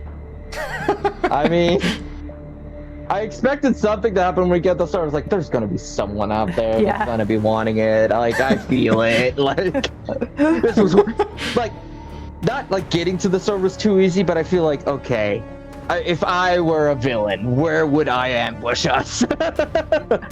Like, a lot of people wanted it. We've made well known that we're looking for something that someone wants. Like, Question is, what about our slime homunculi? Were they just like in the trunk again or something? Like not keeping guard? So what are they supposed to do when they see something? Can they speak to you psychically? Yeah, telepathically. Telepathically. Where did you park the vehicle? I guess we will have to say that you parked the vehicle somewhere on the other side or something. Maybe they're all in the boot. In the trunk. In the trunk. I was gonna say, like, we parked it near the hole, so I don't know where that is in comparison to like the doors. Yeah, I mean, it's a good point. I did forget about that, but I guess, like, to make it all work, it's pretty rocky, this mound. I think you probably weren't able to drive, like, all the way up this hill, so you had to, like, sort of park it along the way. So maybe it's just far enough away that they didn't see anything. Getting up to no good in the trunk as they are anyway. Yeah, good point.